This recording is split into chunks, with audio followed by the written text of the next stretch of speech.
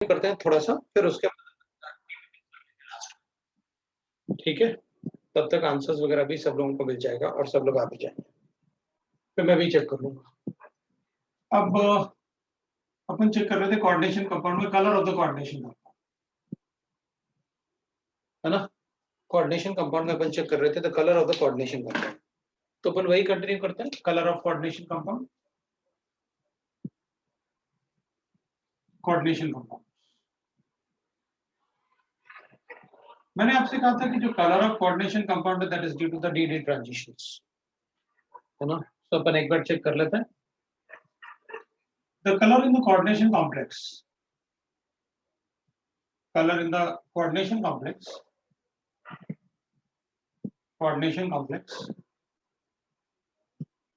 is due to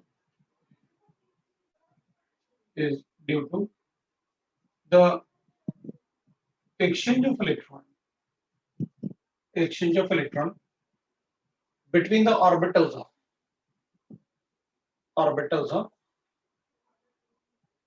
right Eg and T2g, right, non-degenerated d orbitals, non-degenerated d orbitals,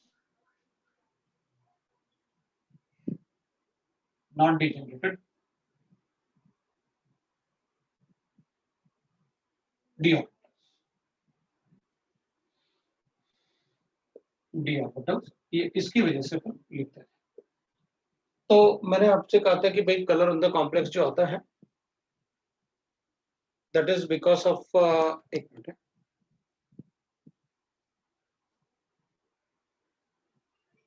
थोड़ा सा check हो रहा है इसके लिए उसको बंद कर दो।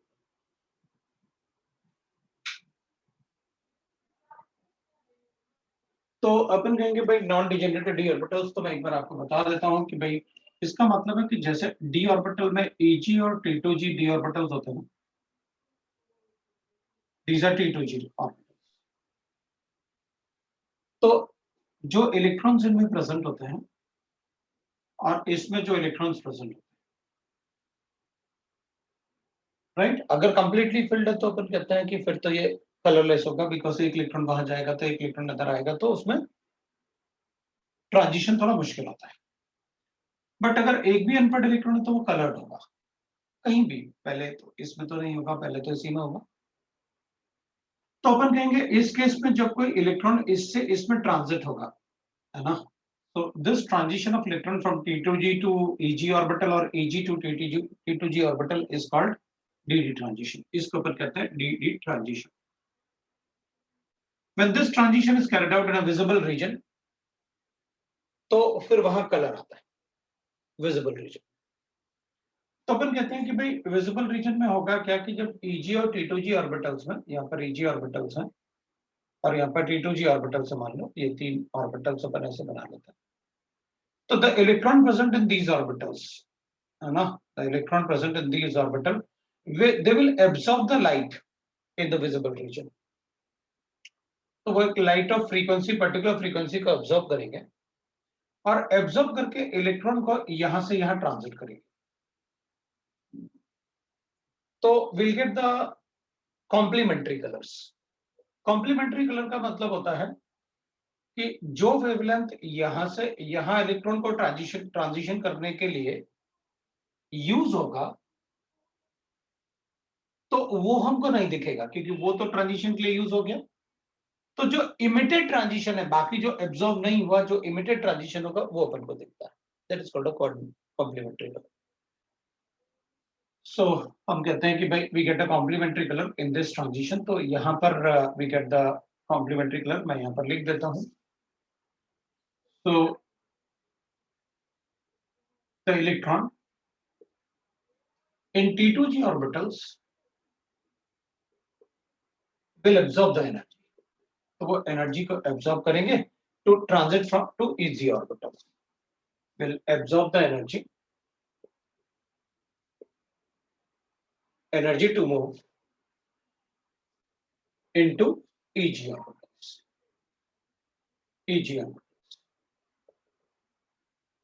by absorbing the light in the visible region, तो light in the visible region अपन ऐसे लिखेंगे, observing the light in the visible region, in visible, obviously बात है विजिबल की बात करनी होगी अपन को, तभी तो वो दिख रहा है। So to absorb the light in the visible region. The colour we can see is a complementary colour, मतलब जो अपन को कलर दिखता है वो कॉम्प्लीमेंट्री कलर होगा। The colour we can see is called a complementary colour. The colour we can see is complementary color, complementary color। तो हम जो देख सकते हैं वो कॉम्प्लीमेंट्री कलर होगा। अब अपन को एक बात अच्छे से पता है कि अगर आप ऐसे लिखोगे that energy is frequency is inversely proportional to wavelength, or energy is inversely proportional to wavelength, or energy is directly proportional to frequency। अब अगर इन दोनों में गैप ज्यादा होगा तो फिर इलेक्ट्रॉन को यहां से यहां एक्साइट करने के लिए, ट्रांजिट करने के लिए उनको ज्यादा एनर्जी की जरूरत पड़ेगी, मतलब शॉर्टर वेवलेंथ की जरूरत पड़ेगी। तो अगर इलेक्ट्रॉन को यहां से यहां लिफ्ट करने के लिए हमको शॉर्टर वेवलेंथ चाहिए, तो कॉम्प्लीमेंट्री कलर मतलब जो एब्सॉर्ब होगा वो तो शॉर्टर वेवलेंथ होगा, लेकिन जो इमिट होगा वो लॉन्गर वेवलेंथ। तो यहां से इलेक्ट्रॉन को अगर यहां लिफ्ट करने के लिए शॉर्टर वेवलेंथ चाहिए, जो कि मतलब तभी चाहिए होगा अगर इन दोनों में गैप ज्यादा है, तो ज्यादा एनर्जी चाहिए इलेक्ट्रॉन को यहां से यहां ले जाने के लिए। In that case, shorter wavelength are absorbed and the longer wavelength are emitted. So we can write that if the gap between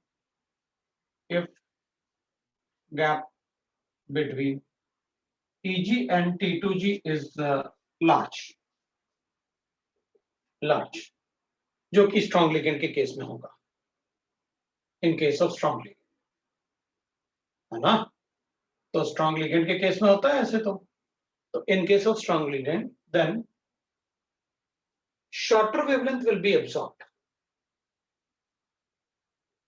Shorter wavelength is absorbed, na?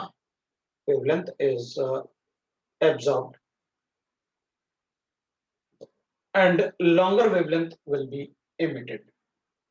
Longer wavelength is emitted. तो इस case में longer wavelength अपन को emit होके दिखेगा। So depending on that कि भाई किस type का लिखे, अगर इसमें गैप कम होगा तो फिर कम एनर्जी चाहिए डीडी ट्रांजिशन के लिए। अगर कम एनर्जी से डीडी ट्रांजिशन हो जाएगा तो ऑब्वियसली बात है फिर कम एनर्जी मतलब longer wavelength,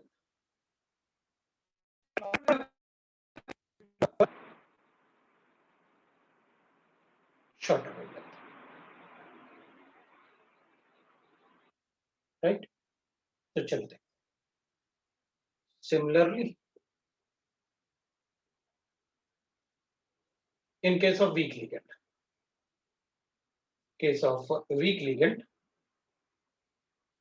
the gap between the Eg and T2G is less. The gap between Eg and T2G is less. So wavelength absorbed, है ना?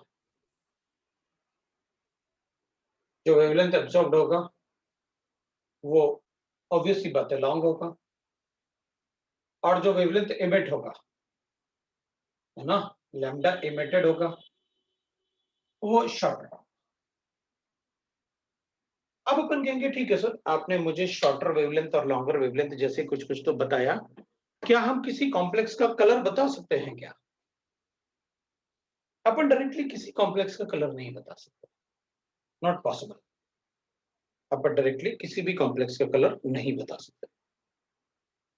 अपन ऐसे नहीं बोल सकते कि अगर नहीं भाई जो मतलब कॉपर अमोनियम कॉम्प्लेक्स है वो डीप ब्लू कलर का होता है तो वो अपन को दिखता है कि भाई वो डीप ब्लू कलर है, लेकिन अपन डायरेक्टली ऐसे नहीं बता सकते कोई अननोन। अगर हमें पहले से किसी का कॉम्प्लेक्स का कलर पता है तो अपन बता सकते हैं, लेकिन अपन डायरेक्टली ऐसे बोल नहीं सकते कि किसका क्या कलर होगा। तो फिर ठीक है, हम इतना तो प्रेडिक्ट कर पाएंगे ना कि अगर लिगेंड स्ट्रांग है तो जो एब्सॉर्ब लिगेंड स्ट्रांग होगा तो गैप ज्यादा होगा, तो एनर्जी वेवलेंथ जो एब्सॉर्ब्ड होगी वो शॉर्टर होगी क्योंकि ज्यादा एनर्जी चाहिए, तो इमिटेड एनर्जी विल बी, उसको प्रेडिक्ट करने के लिए थोड़ा बहुत अपन बता सकते हैं बट नॉट एग्जैक्टली, मैं थोड़ा बहुत अपन आइडिया दे सकते हैं, और उस आइडिया के रिस्पेक्ट में अपन को एग्जाम में क्वेश्चन भी मिल जाता है और उस आइडिया से अपन क्वेश्चन को सॉल्व भी कर लेते हैं। जैसे अपन बोलते हैं कि मैं कलर की बात करूंगा तो एक ऐसे एक सर्कल बना के मैं कलर्स देख लेता हूं, क्योंकि विजिबल रीजन में तो अपन को पता है 7 कलर्स विजिबल होते हैं वेब की ओर, तो मैं उनको ऐसे लिख लेता हूं।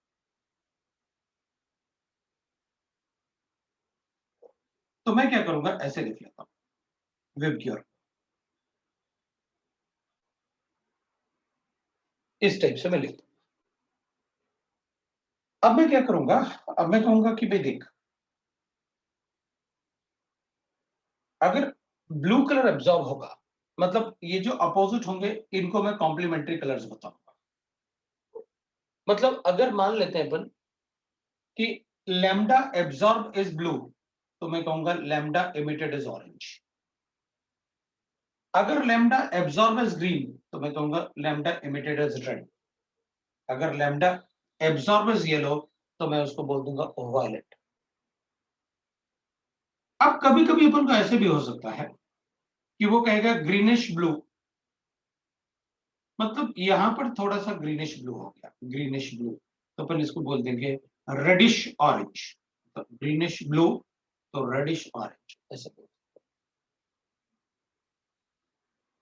और इस टाइप से अपन थोड़ा बहुत बता सकते हैं कि भाई वेवलेंथ, अगर अपन को पता है कि वेवलेंथ सबसे ज्यादा, वैसे तो विजिबल रीजन में वेवलेंथ अपन को पता है, अपन कहते हैं 400 से 780 नैनोमीटर्स तक मैक्सिमम वेवलेंथ अपन विजिबल रीजन में बोलते हैं, ये विजिबल रीजन का वेवलेंथ। लेकिन विजिबल रीजन में जो वेवलेंथ अपन लिखते हैं उसमें भी अपन को क्या करना होता है कि जैसे वेवलेंथ अपन लिखेंगे ना, तो विल राइट दैट, कभी कभी क्या होता है कि यहाँ पर जो वेवलेंथ, जैसे अपन को पता है अगर इन दोनों कलर्स को मिक्स करोगे ना तो you'll get a purple colour, तो कभी कभी वेवलेंथ और वायलेट वो आपस में मिक्स हो जाते हैं, तो वी गेट दैट कि अगर 780 से 10 और मान लो 790 के आसपास, मतलब रेड और वायलेट वो आपस में मर्ज जैसे कर रहे होंगे, क्योंकि अपन ऐसे कर लेंगे, अगर ऐसे अपन को मिला भाई ठीक है सर, मैं अगर ऐसे कर लूं तो येलोइश ग्रीन, तो मैं बोल सकता हूँ रेडिश वायलेट, या इधर को ना भाई थोड़ा सा वायलेट रेड, और वायलेट रेड जो होता है वो पर्पल कलर होता है, क्योंकि कलर्स इनके अलावा और भी बहुत सारे कलर बनते हैं, पर्पल कलर हो गया राइट ना, फिर पीछे मजेंटा कलर हो गया, अलग अलग टाइप के डिफरेंट कलर्स हो जाते हैं, पिंक कलर हो गया, तो उनका क्या करेंगे सर, इसलिए मैंने आपको पहले ही कहा था कि अपन बहुत ज्यादा प्रेडिक्ट नहीं कर सकते, लेकिन मैं इसके बेसिस पे कुछ कुछ अपन प्रेडिक्ट कर सकते हैं, और इसके बेसिस पे कुछ कुछ प्रेडिक्ट करने का मतलब है कलर्स के लिए कि कहीं ना कहीं अपन को जब कोई क्वेश्चन बनाएगा ना, कोई क्वेश्चन फ्रेम करता है ना, तो वैसे करता है, वो अपन से कहेगा कि अगर ब्लू लाइट एब्जॉर्ब होता है तो बताओ कौन सा लाइट एमिट होगा, वो बिल्कुल क्लियरली ऐसे देगा, green, violet, greenish yellow, orange, इस टाइप के अपन को ऑप्शन बना के देगा।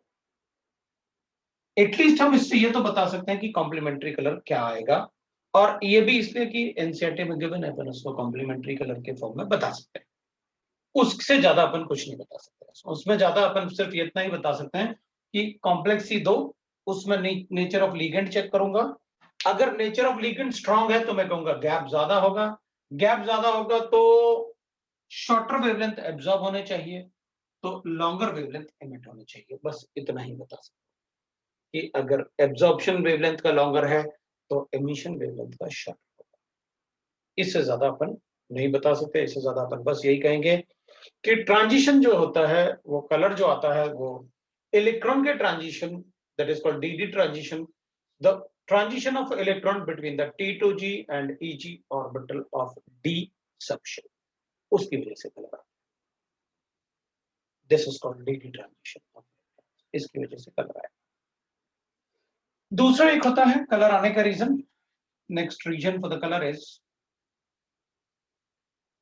That is called the colour can be due to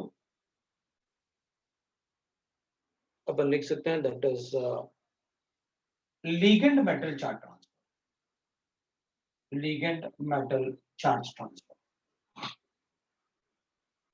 ठीक है, चार्ज ट्रांसफर। ये भी अपन से पूछते हैं, वैसे तो बहुत सारे रीजन होते हैं कलर आने के, अपन ने फसान रूल में भी पढ़ा हुआ है, बट इसके बाद अपन सॉलिड स्टेट पढ़ेंगे तो उसमें कलर उसमें भी आता है सॉलिड, तो वहां मैं आपको कंपाइल कर दूंगा पूरे केमिस्ट्री के कलर्स, वहां भी अपन को थोड़ा सा कलर का पार्ट पढ़ना होता है, तो मैं आपको सारे कलर्स वहां कंपाइल कर, ठीक है। तो colour can be due to the ligand metal charge transfer, that is अपन कहेंगे मेटल। अब इसमें लिगेंड से मेटल में चार्ज ट्रांसफर होता है, ध्यान रखना, क्योंकि कई बार अपन को वो जल्दी में क्या लिख देते हैं, मेटल लिगेंड चार्ज ट्रांसफर, और वो गलत है। अब ये जो metal ligand charge transfer, ligand metal charge transfer जो है, it is nothing but the resonance phenomena. अपन को भी पता है कि अगर कोई मॉलिक्यूल में रेजोनेंस फिनोमेना है तो वो डीलोकलाइजेशन ऑफ इलेक्ट्रॉन जो होगा that will be in a visible region. तो मोस्टली कंपाउंड जिनमें कॉन्जुगेशन होता है अपन कहते हैं उनमें थोड़ा मतलब वो कलर्ड भी होते हैं, even though they are liquids, light blue colour like that, they will have a colour also if there is a resonance phenomena. Metal ligand charge transfer में भी यही होता है, जैसे अपन एक एग्जांपल लिखते हैं, मेरे पास गिवन है, for example we will say that MnO4 negative, MnO4 negative में Mn का ऑक्सीडेशन स्टेट +7 है, इसका मतलब है Mn में एक भी अनपेड इलेक्ट्रॉन नहीं है, फिर भी वो कलर्ड है, मतलब वहां एक भी अनपेड इलेक्ट्रॉन नहीं है फिर भी अपन उसे कलर बताने वाले। सो अगर हम कहेंगे कि वहां पर एक भी अनपेड इलेक्ट्रॉन नहीं है और वो कलर्ड है, क्योंकि Mn में +7 का मतलब है वो 7 वैलेंस इलेक्ट्रॉन होते हैं Mn के, तो अपन कहेंगे देखो भाई इसमें क्या हुआ ना, Mn का जो स्ट्रक्चर है वो ऐसे लिखते हैं, जैसे टेट्राहेड्रल लिखते हैं ना अपन, तो टेट्राहेड्रल फॉर्म में उसका स्ट्रक्चर भी अपन कहेंगे टेट्राहेड्रल ही होता है, तो ये होता है। तो इसमें जो नेगेटिव चार्ज है ना वो डीलोकलाइज होता है, तो इधर oxygen will act as a ligand, oxygen will act as a ligand and this ligand will transfer its charge towards the metal from the metal that is ligand to the metal, और जैसे ये इधर से electron transfer करोगे बाकी delocalisation अपन को पता है वो तीनों में से किसी भी इलेक्ट्रॉन के साथ डीलोकलाइजेशन शो कर सकता है। So oxygen atom will behave as a ligand in this case, where oxygen atom will act as a ligand जो अपने चार्ज को ट्रांसफर करेगा। बेंजीन भी ब्लू कलर लिक्विड होता है, the reason is delocalization. So where oxygen will act as a ligand, oxygen will act as ligand. तो अगर मुझसे कोई पूछेगा तो मैं कहूंगा ये तो डायमैग्नेटिक है, there is no unpaired electron, ना तो मेटल में ना ऑक्सीजन के पास, वो डायमैग्नेटिक है लेकिन कलर्ड है। बाकी मैं Mn के बारे में ज्यादा कुछ नहीं बताऊंगा, you can write like this समझो, ठीक है ना। तो क्योंकि वो उसके मतलब और भी प्रॉपर्टीज होते हैं लेकिन अपने सिलेबस में नहीं है तो तुमको नहीं। Oxygen will act as a ligand which will transfer the charge to metal, which will transfer the charge, वो रेजोनेंस फिनोमेना की बात कर रहा हूं, the charge to metal in the visible region, ठीक है, इनविजिबल रीजन। तो ये अपन को इसकी वजह से उसमें कलर आता है even though there is no unpaired electron. Other example में लिख सकते हैं Cr2O7 that is orange color even though there is no Cr का ऑक्सीडेशन स्टेट +6 है, जबकि उसमें एक भी अनपेड इलेक्ट्रॉन नहीं है। CrO4 2 negative, that is yellow. Remember that मैं वही लिख रहा हूं जो अपने सिलेबस में होगा. MnO4 that is 2 negative, that is a green juice. ये तो अपन से पूछ ही लेंगे, ये और ये तो जरूर पूछते हैं. मतलब अगर मेटल लिगेंड चार्ज ट्रांसफर की बात आएगी तो अपन को KMnO4 और K2Cr2O7 दोनों ही बहुत इंपॉर्टेंट कंपाउंड्स होते हैं. सो अपन को वो पढ़ना चाहिए, ठीक है ना. तो वो बहुत इंपॉर्टेंट कंपाउंड होता है, अपन को पढ़ना चाहिए. अच्छा, मैंने MnO4 का कलर तो लिखा ही नहीं, बिल्कुल पर्पल कलर होता है ये पर्पल कलर, क्योंकि कई बार पढ़ा चुका हूं ना, इसलिए मुझे लगा अपन को पता है वो, इसलिए मैंने नहीं लिखा था. But it is purple colour. Mainly अपन को ये पूछेंगे क्योंकि ये तो बहुत ज्यादा ही पढ़ने वाले हैं अपन. एक तो ये पूछेंगे, दूसरा अपन से K2Cr2O7, ये दोनों तो पक्का पूछेंगे. वैसे तो चारों ही इंपॉर्टेंट है, चारों को ही डिटेल में पढ़ना है. डी ब्लॉक एलिमेंट में और क्या पढ़ना होता है? D and F block element में यही तो, इन्हीं के प्रॉपर्टीज और प्रिपरेशन तो पढ़ने होता है, तो वहां पढ़ेंगे. लेकिन उनके कलर्स जो हैं, even though they are diamagnetic, all are diamagnetic except that last one, उसमें एक अनकंट्रेक्टेड. MnO4 2 नेगेटिव है ना, लास्ट वाला एग्जांपल है MnO4 2 नेगेटिव, ये है लास्ट वाला एग्जांपल. तो आप उसको लिख सकते हो और बता सकते हो,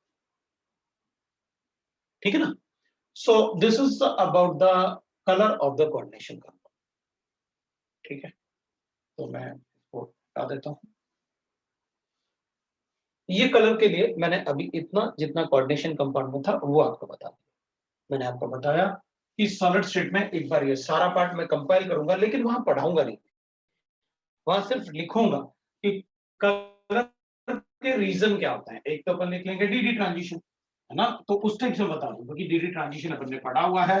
कॉम्प्लीमेंट्री कलर कैसे बताते हैं वो अपन को पता है, तो वो कैसे मैं कंपाइल कर दूंगा सारे एग्जांपल्स के साथ कि देखो इसके ये एग्जांपल है, तो वो मैं आपको कंपाइल करके बता दूंगा. अब दूसरा अपन चेक करेंगे स्टेबिलिटी ऑफ द कॉम्प्लेक्स के लिए.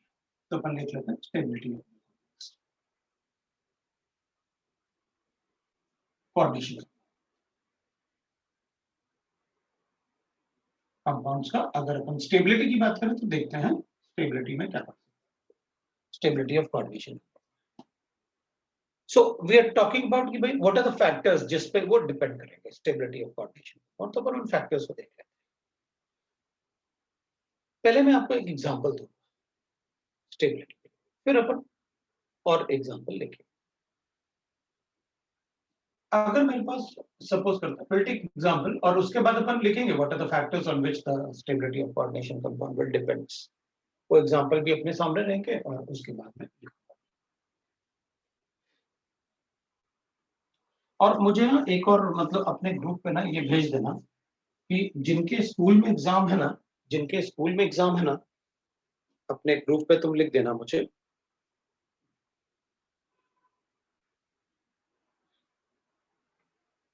ठीक है.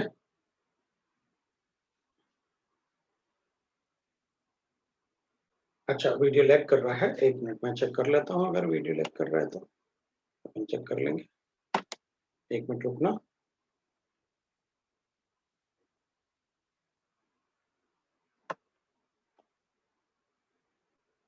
Charge on CrO4 negative, CrO4 पे 2 नेगेटिव चार्ज था, 2 नेगेटिव चार्ज था. देखो ठीक है ना, CrO4 2 नेगेटिव था, ये CrO4 2 नेगेटिव है, ये लो. और MnO4 2 negative is green, MnO4 2 negative is green, है ना. तो वो लिख सकते हैं charge on CrO4 is 2 negative. ठीक है, चलो. हाँ, मैं ये बोल रहा था कि जो स्कूल में एग्जाम है ना तुम लोगों के, तो स्कूल में कौन कौन से चैप्टर हैं तुम लोग एक बार मुझे भेज देना, ठीक है. तो अगर मान लो किसी के स्कूल में केमिकल काइनेटिक्स आ रहा है, तो अपन एक बार डिस्कस कर लेना एनसीईआरटी से ही या स्टेट बोर्ड का बुक, दोनों में एक जैसा ही लिखा हुआ है, बस एक्सरसाइज डिफरेंट होता है. तो मैं तुमको आइडिया दे दूंगा क्या क्या कैसे कैसे. सॉलिड स्टेट रुक तो जा, अभी लिखना शुरू कर दिया, एक मिनट रुको. Solid state, electrochemistry, chemical kinetics, ठीक है. और डीएवी में कब है एग्जाम, कब है डीएवी में? सोल्यूशन तो कर चुके हैं अपन, ठीक है, वेडनेसडे को है। वेडनेसडे मतलब आज नेक्स्ट वीक में है, चलेगा। तो मैं अगर लेट नाइट भी क्लास करूंगा तो बोर्ड के क्लास में आ सकते हो तुम लोग। लेट नाइट भी करूंगा, लेट नाइट मतलब 10 o'clock के 10-10:30 के आसपास, वो एक घंटे के आसपास, ऐसे रोज कर दिया मैंने ऐसे। अच्छा, मंडे से शुरू हो रहा है, तो ठीक है, मैं इसी वीक में कोशिश करूंगा कि एक आइडिया तुमको इलेक्ट्रोकेमिस्ट्री का भी दे दूं, ऐसे उस टाइप से, तो अपन को स्कूल के लिए हो जाएगा। बता दूं? ठीक है, मैं आपको बता दूंगा। तो आपने, मैं बता दूंगा कि भाई स्कूल के लिए जैसे ठीक है, मैं मतलब थोड़ा सा एक आइडिया दे दूंगा तुमको, तो आप उसमें प्रैक्टिस कर सकते हो फिर last year previous year paper के। तो मैं आपको भेज दूंगा वो, और मैं आपको फिर बता दूंगा क्या करना है। चलो अभी अपन ये करते हैं, मैं टाइम वेस्ट नहीं कर रहा हूँ, लेकिन मैं बोर्ड क्लास के लिए बताऊंगा क्या करना है। मैं एक एग्जाम्पल लिख रहा हूँ। सपोज अपने पास गिवन है ना FeCl3, मैं एक एग्जांपल लिख लेता हूँ, FeCl2 ले लेता हूँ। इसको ना मैंने रिएक्ट करवाया KCl के साथ। KCl मतलब इट फॉर्म्स पोटेशियम साइनाइड जो है वो एक कॉम्प्लेक्स बनाता है। नेक्स्ट वीक में क्लास कम करना है, तो ये डिपेंड करता है कितने स्टूडेंट का एग्जाम है, वो अपन रमेश जी से बात कर सकते हैं, कोई प्रॉब्लम, ठीक है ना। अगर ज्यादा स्टूडेंट का एग्जाम होगा तो कम कर लेंगे। इस वीक भी तो 2 थे कम, इस वीक भी तो कम ही थे, 2 ही तो क्लास थे यार केमिस्ट्री के। अच्छा आज 4 हैं, ठीक है, थोड़ा थोड़ा कम कर लेंगे। चलो मैं पूछ लेता हूँ, पूछ लूंगा। ठीक है, अगर मैं KCl से लीव करता हूँ, मैं दूसरा एग्जांपल लिखूंगा कि अगर मैं FeCl3 को KCl से लीव, ठीक है ना, मैं दोनों को KCl से लीव करवाऊंगा, ठीक है। तो अपन क्या करेंगे, KCl से लीव करेंगे तो इसमें +2 चार्ज है, इसमें +3 चार्ज है, अपन को पता। आपने यहाँ पर +2 चार्ज लिखा हुआ है और आपने यहाँ पर +3 चार्ज, यस, ये +2 चार्ज है, इसमें +3 चार्ज है। मैं इसमें कॉम्प्लेक्स लिखूंगा तो लिखूंगा K4FeCN6, ये कॉम्प्लेक्स बनेगा। अगर इससे बनेगा ना तो अपने पास ये कॉम्प्लेक्स बनेगा +2 ऑफ KCl। अगर मैं इससे कॉम्प्लेक्स बनाऊंगा तो K3FeCN6 बनाऊंगा, एंड आई गेट 3 KCl, ऐसे बनेगा।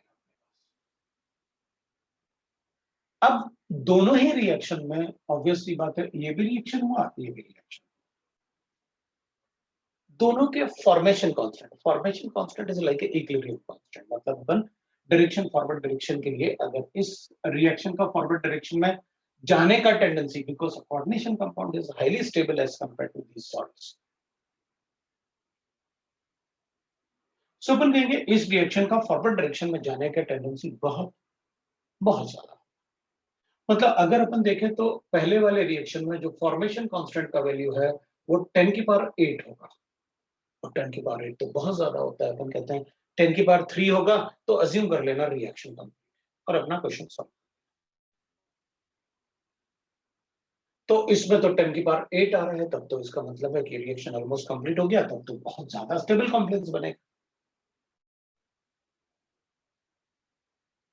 अगर अपन सेकंड रिएक्शन के लिए लिखेंगे तो जैसे इस रिएक्शन में तो अपन ने देखा कि भाई ये रिएक्शन तो अगर 10⁵ होता है तो अपन कहते हैं रिएक्शन कंप्लीट हो गया फॉरवर्ड डायरेक्शन में, और यहाँ तो ये 10⁸ आ रहा है, ये तो बहुत ज्यादा है, मैंने क्वेश्चन सॉल्व नहीं किया। तो इसमें KF वैल्यू जो होता है इसके लिए, जो दूसरा रिएक्शन है उसका अगर अपन KF वैल्यू चेक करेंगे तो that is 10 to the power of, that is 10 to the power of.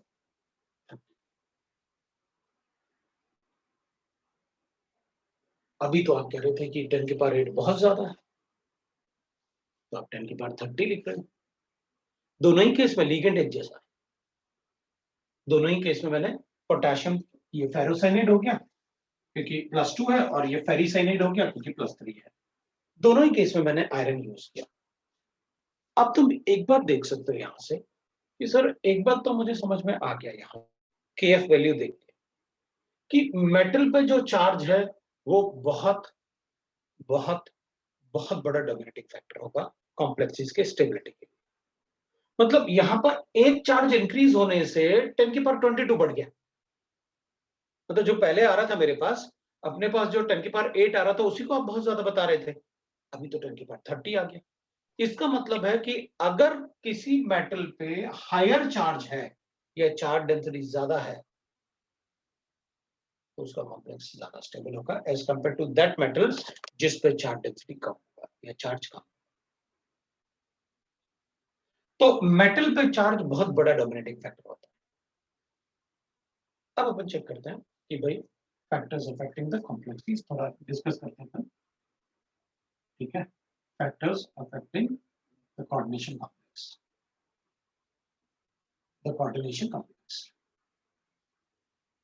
ठीक है। अपन कोऑर्डिनेशन कॉम्प्लेक्स के फैक्टर्स को देखते हैं, व्हाट आर द फैक्टर्स जिससे कि वो अफेक्ट होगा। तो factors affecting the coordination complex में अपन क्या करेंगे, जैसे एक तो अपन लिख लेते हैं भाई कोऑर्डिनेशन कॉम्प्लेक्स में व्हाट आर द फैक्टर्स, तो अपन एक कहेंगे भाई that is charge density on metal ion, ये तो दिख ही रहता है आपको, तो बहुत ज्यादा डोमिनेटिंग फैक्टर है। तो charge density on metal ion, on metal ion, है ना। तो मेटल आयन में जो चार्ज डेंसिटी होगा वो बहुत ज्यादा डोमिनेटिंग फैक्टर होगा। So charge density on the metal ion.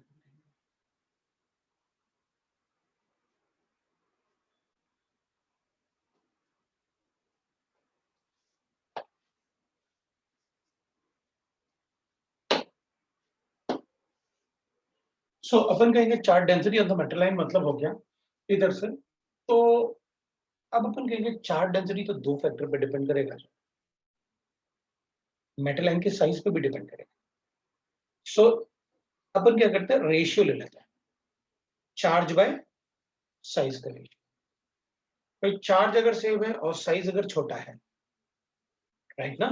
भाई अगर साइज भी छोटा है, जैसे अब दो कैटायन है मेरे पास, मान लेते हैं कि मेरे पास Fe2+ भी है और Na2+ भी है, तो फिर मैं क्या करूंगा, दोनों का चार्ज तो एक जैसा है, तो चार्ज डेंसिटी ज्यादा किस पे होगा, तो अपन कहेंगे जिसका साइज छोटा हो, क्योंकि अगर सेम चार्ज है तो रेशियो ले लेते हैं, तो अपन ऐसे लिख लेते हैं। So the charge density is calculated by is calculated by, है ना, calculated as a ratio of charge by size, ये रेशियो दे रही है। तो अगर किसी पे मतलब चार्ज सेम है तो चलो चार्ज सेम है, जिसका साइज छोटा होगा उसमें चार्ज डेंसिटी ज्यादा होगा, और चार्ज डेंसिटी ज्यादा होगा तो स्टेबिलिटी ज्यादा होगा। सो विल राइट दैट कि भाई ठीक है, फिर तो अपन कहेंगे अगर चार्ज डेंसिटी, अब चार्ज डेंसिटी से होगा क्या, तो अपन कहेंगे देखो भाई stability is directly proportional to charge density. Stability is directly proportional to charge density, अपन ऐसे बोल देंगे, राइट। अगर चार्ज डेंसिटी ज्यादा है तो स्टेबिलिटी ज्यादा है, और चार्ज डेंसिटी किस पे डिपेंड करेगा, वो रेशियो पे डिपेंड करेगा। ठीक है, एक एग्जांपल लेते हैं, एक एग्जांपल ले लेते हैं पर कि भाई ठीक है, अगर मेरे पास हायर चार्ज है तब तो वही ज्यादा स्टेबल होगा। मेटल लाइन सेम है लेकिन चार्ज ज्यादा है, अगर चार्ज ज्यादा है तो ऑब्वियसली बात है उसका साइज भी छोटा होगा। तो इससे 3 इलेक्ट्रॉन निकाले तो 3 बार साइज डिक्रीज हुआ, 2 ही इलेक्ट्रॉन निकाले। और अगर अपन दूसरा एग्जांपल लेते हैं, जैसे सपोज अपने पास ऐसे दूसरा एग्जांपल लेते हैं, ऐसे ले लेते हैं अपन ऐसे, अपन कहेंगे सर अब एक बार बताओ Mn+2, है ना, Fe+2, फिर कोबाल्ट+2 है, Ni+2 है ना, कॉपर+2 है, इसे लिख लेते हैं, और जिंक+2। अगर मेरे पास ऐसे है तो फिर तो अपन कहेंगे अगर आपके पास ऐसे गिवन है तो अपन ऐसे लिख लेते हैं, इन सब में साइज के लिए चेक करते हैं। तो ये तो LHS से RHS की तरफ लिखा हुआ ना आपने एक ही पीरियड को, तो फिर क्या है, फिर तो मैं ऐसे लिख लूंगा,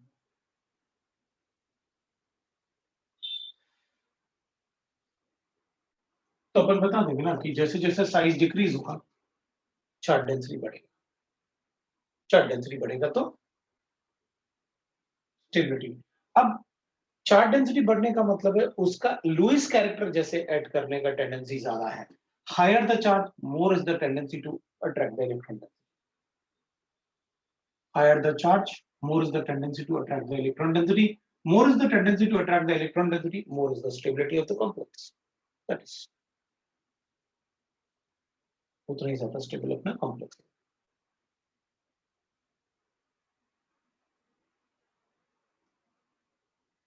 तो कॉपर और अच्छा यहां पर मैंने ऐसे लिख दिया ना, है ना, कॉपर का जिंक से ज्यादा होगा। वो इसलिए ना कि अगर आपको याद होगा तो अपन क्या करते हैं साइज के लिए, स्कैंडियम से अगर अपन साइज लिखें तो स्कैंडियम, टाइटेनियम, वैनेडियम, है ना, मैंगनीज, आयरन, कोबाल्ट, निकल, फिर जिंक, फिर कॉपर एंड जिंक, इस टाइप से साइज। जिंक का साइज बड़ा होता है ना, जब अपन इलेक्ट्रॉन निकालेंगे तो इसका साइज जो होता है वो बड़ा होता है एज कंपेयर टू कॉपर। तो फिर निकल और इसमें नहीं, वो इलेक्ट्रॉन डेंसिटी की वजह से वैसे आता है, वो इलेक्ट्रॉन डेंसिटी की वजह से वैसे आ जाता है। तो ये मैंने बिल्कुल वही लिखा हुआ है जो होता है, जो अपन ने पीरियोडिक टेबल में डिस्कस किया है कि साइज का वेरिएशन कैसे होता है, उसी के बेसिस पे लिखा हुआ है, राइट ना। मुझे पता था कि अपन ने वो साइज के बेसिस पे लिखा हुआ और ऑक्सीडेशन स्टेट। तो ठीक है, अपन बता देंगे भाई लुईस एसिडिक कैरेक्टर ज्यादा है तो अपन उसमें ज्यादा बता देंगे। अगर मैं दूसरा लिखता हूं स्ट्रेंथ ऑफ लिगेंड, तो अगर लिगेंड जितना ज्यादा स्ट्रांग होगा उतना अच्छा डोनर एटम होगा, मतलब स्ट्रांग लुईस बेस। तो अपन कहेंगे भाई लुईस एसिड अगर अच्छा है और लुईस बेस अच्छा है तो अच्छा कॉम्प्लेक्स तो बनेगा ही बनेगा। यहाँ तो अपन ने दोनों में एक जैसा लिगेंड लिया था, तो अपन कहेंगे जितना ज्यादा स्ट्रांग लिगेंड होगा उतना अच्छा डोनर ग्रुप होगा, और जितना अच्छा डोनर होगा मतलब उतना स्ट्रांग बॉन्ड बनाएगा with the metal ion. So stability is directly proportional to strength of ligand. अगर लिगेंड का स्ट्रेंथ ज्यादा है तो स्टेबिलिटी भी ज्यादा है। So stability will be directly proportional to the strength of ligand. अगर strength of ligand ज्यादा है तो अच्छा donor atom होगा ना। So we can write like this. So example में अपन लिख सकते हैं, अगर अपन example लिखेंगे तो we'll write that कि भाई कार्बन डोनर अच्छा होता है, नाइट्रोजन से भी नहीं होता है, और we can directly write that अपन ने स्पेक्ट्रोकेमिकल सीरीज लिखा हुआ है, F अच्छा डोनर होता है Cl से, अच्छा डोनर होता है Br से, अच्छा डोनर होता है I से। मतलब F का जो कॉम्प्लेक्सिस बनेगा वो ज्यादा स्टेबल होगा Cl के कॉम्प्लेक्स से, Cl ज्यादा स्टेबल होगा Br के कॉम्प्लेक्स से, Br ज्यादा होगा I के कॉम्प्लेक्स से, एंड सो। ये सारे के सारे हेलोजेंस लिखे हैं, तो अपन को पता है डोनर एटम्स, है ना, डोनर एटम्स ना। सो डोनर एटम में अगर कार्बन है, नाइट्रोजन है, ऑक्सीजन है और अपन ने हेलोजन लिखा हुआ है, these forms because they will be the donor, better donor atom than this, so they are strong ligand. That's why we say that they are strong ligand or ये weak ligand। लेकिन अगर oxygen cyclic मतलब chelation में involve है तो फिर अपन उसे strong ligand assume करते हैं, मैंने आपको बता रखा है। So oxygen in case of chelation it's a strong ligand, it act as strong ligand, है ना, if there is a ring formation। if there is a ring formation तो अपन उसे strong ligand जैसे, so it act as strong ligand if there is a ring formation, ये अपन लेंगे, अगर ring formation होगा तो it will be a strong। फिर अपन third लिख सकते हैं, दैट इज यहाँ पर तो अपन ligand के हिसाब से लिख सकते हैं। Next we can write that stability of complex also depends on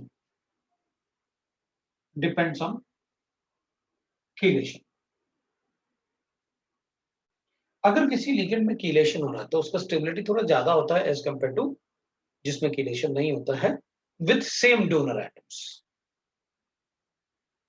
जैसे अपन लिखेंगे। So will write that chelation मतलब, सो फॉर एग्जांपल जैसे अपने पास गिवन है, suppose example will say that FeEDTA, is we'll write that FeEDTA negative is more stable than, है ना, is more stable than, we can write that is FeC2O4 whole thrice 3 negative. दोनों में iron का +4 charge है, EDTA में भी O6, मतलब there is a formation of ring, there are 6 donor site. यहाँ पर ऑक्सिलेट में भी हमको पता है there will be a formation of ring, ring इसमें भी बनता है, रिंग इसमें बनता है। तो बट इसमें एक ही लिगेंड सारे रिंग बना देगा, इसमें 3 लिगेंड उतने रिंग बना पाएगा जिसमें इसमें एक ही लिगेंड बना सकता है। तो अगर लिगेंड रिंग फॉर्मेशन ज्यादा करेगा तो वो ज्यादा स्टेबल कॉम्प्लेक्स भी बनाएगा, तो इसकी स्टेबिलिटी ज्यादा है उससे। विद द मेटलाइन एक जैसा लिखा, but ligands only the difference is in ligands, ये बताया अपन ने कि वहां पर डिफरेंस जो है वो लिगेंड्स में, बस। तो ठीक है, दैट इज अ की रिलेशन। अब अपन कुछ एग्जांपल लिख लेते हैं कि अगर कोई, व्हाट आर द फैक्टर्स, कि भाई अगर हमें कोई पूछेगा, वैसे तो बड़ा इजी, इससे काफी इजी हो जाएगा अपने लिए, लेकिन फिर भी अपन कुछ एग्जांपल लिखते हैं कि कब किस टाइम हमको कैसे इंपॉर्टेंस देना। तो अपन कुछ एग्जांपल लिखते हैं। Stability of the example for stability order of complex, तो अपन लिखते हैं example for stability order of complex, order of complex. थोड़ा सा अपन पढ़ लेते हैं और फिर उसके बाद अपना ये वाला पार्ट, स्टेबिलिटी वाला पार्ट अपन को एकदम क्लियर हो जाएगा, क्योंकि काफी सारे एग्जांपल होंगे तो अपन को क्लियर भी हो गया कि अच्छा सर ठीक है, आपने बता दिया मेटलाइन पे चार्ज ज्यादा होना चाहिए, लिगेंड अच्छा डोनर होना चाहिए, अगर कॉम्प्लेक्स बने तो बता देना कि वो ज्यादा स्टेबल है because of the complex formation. अब अपन कहेंगे सपोज मेरे पास ऐसे गिवन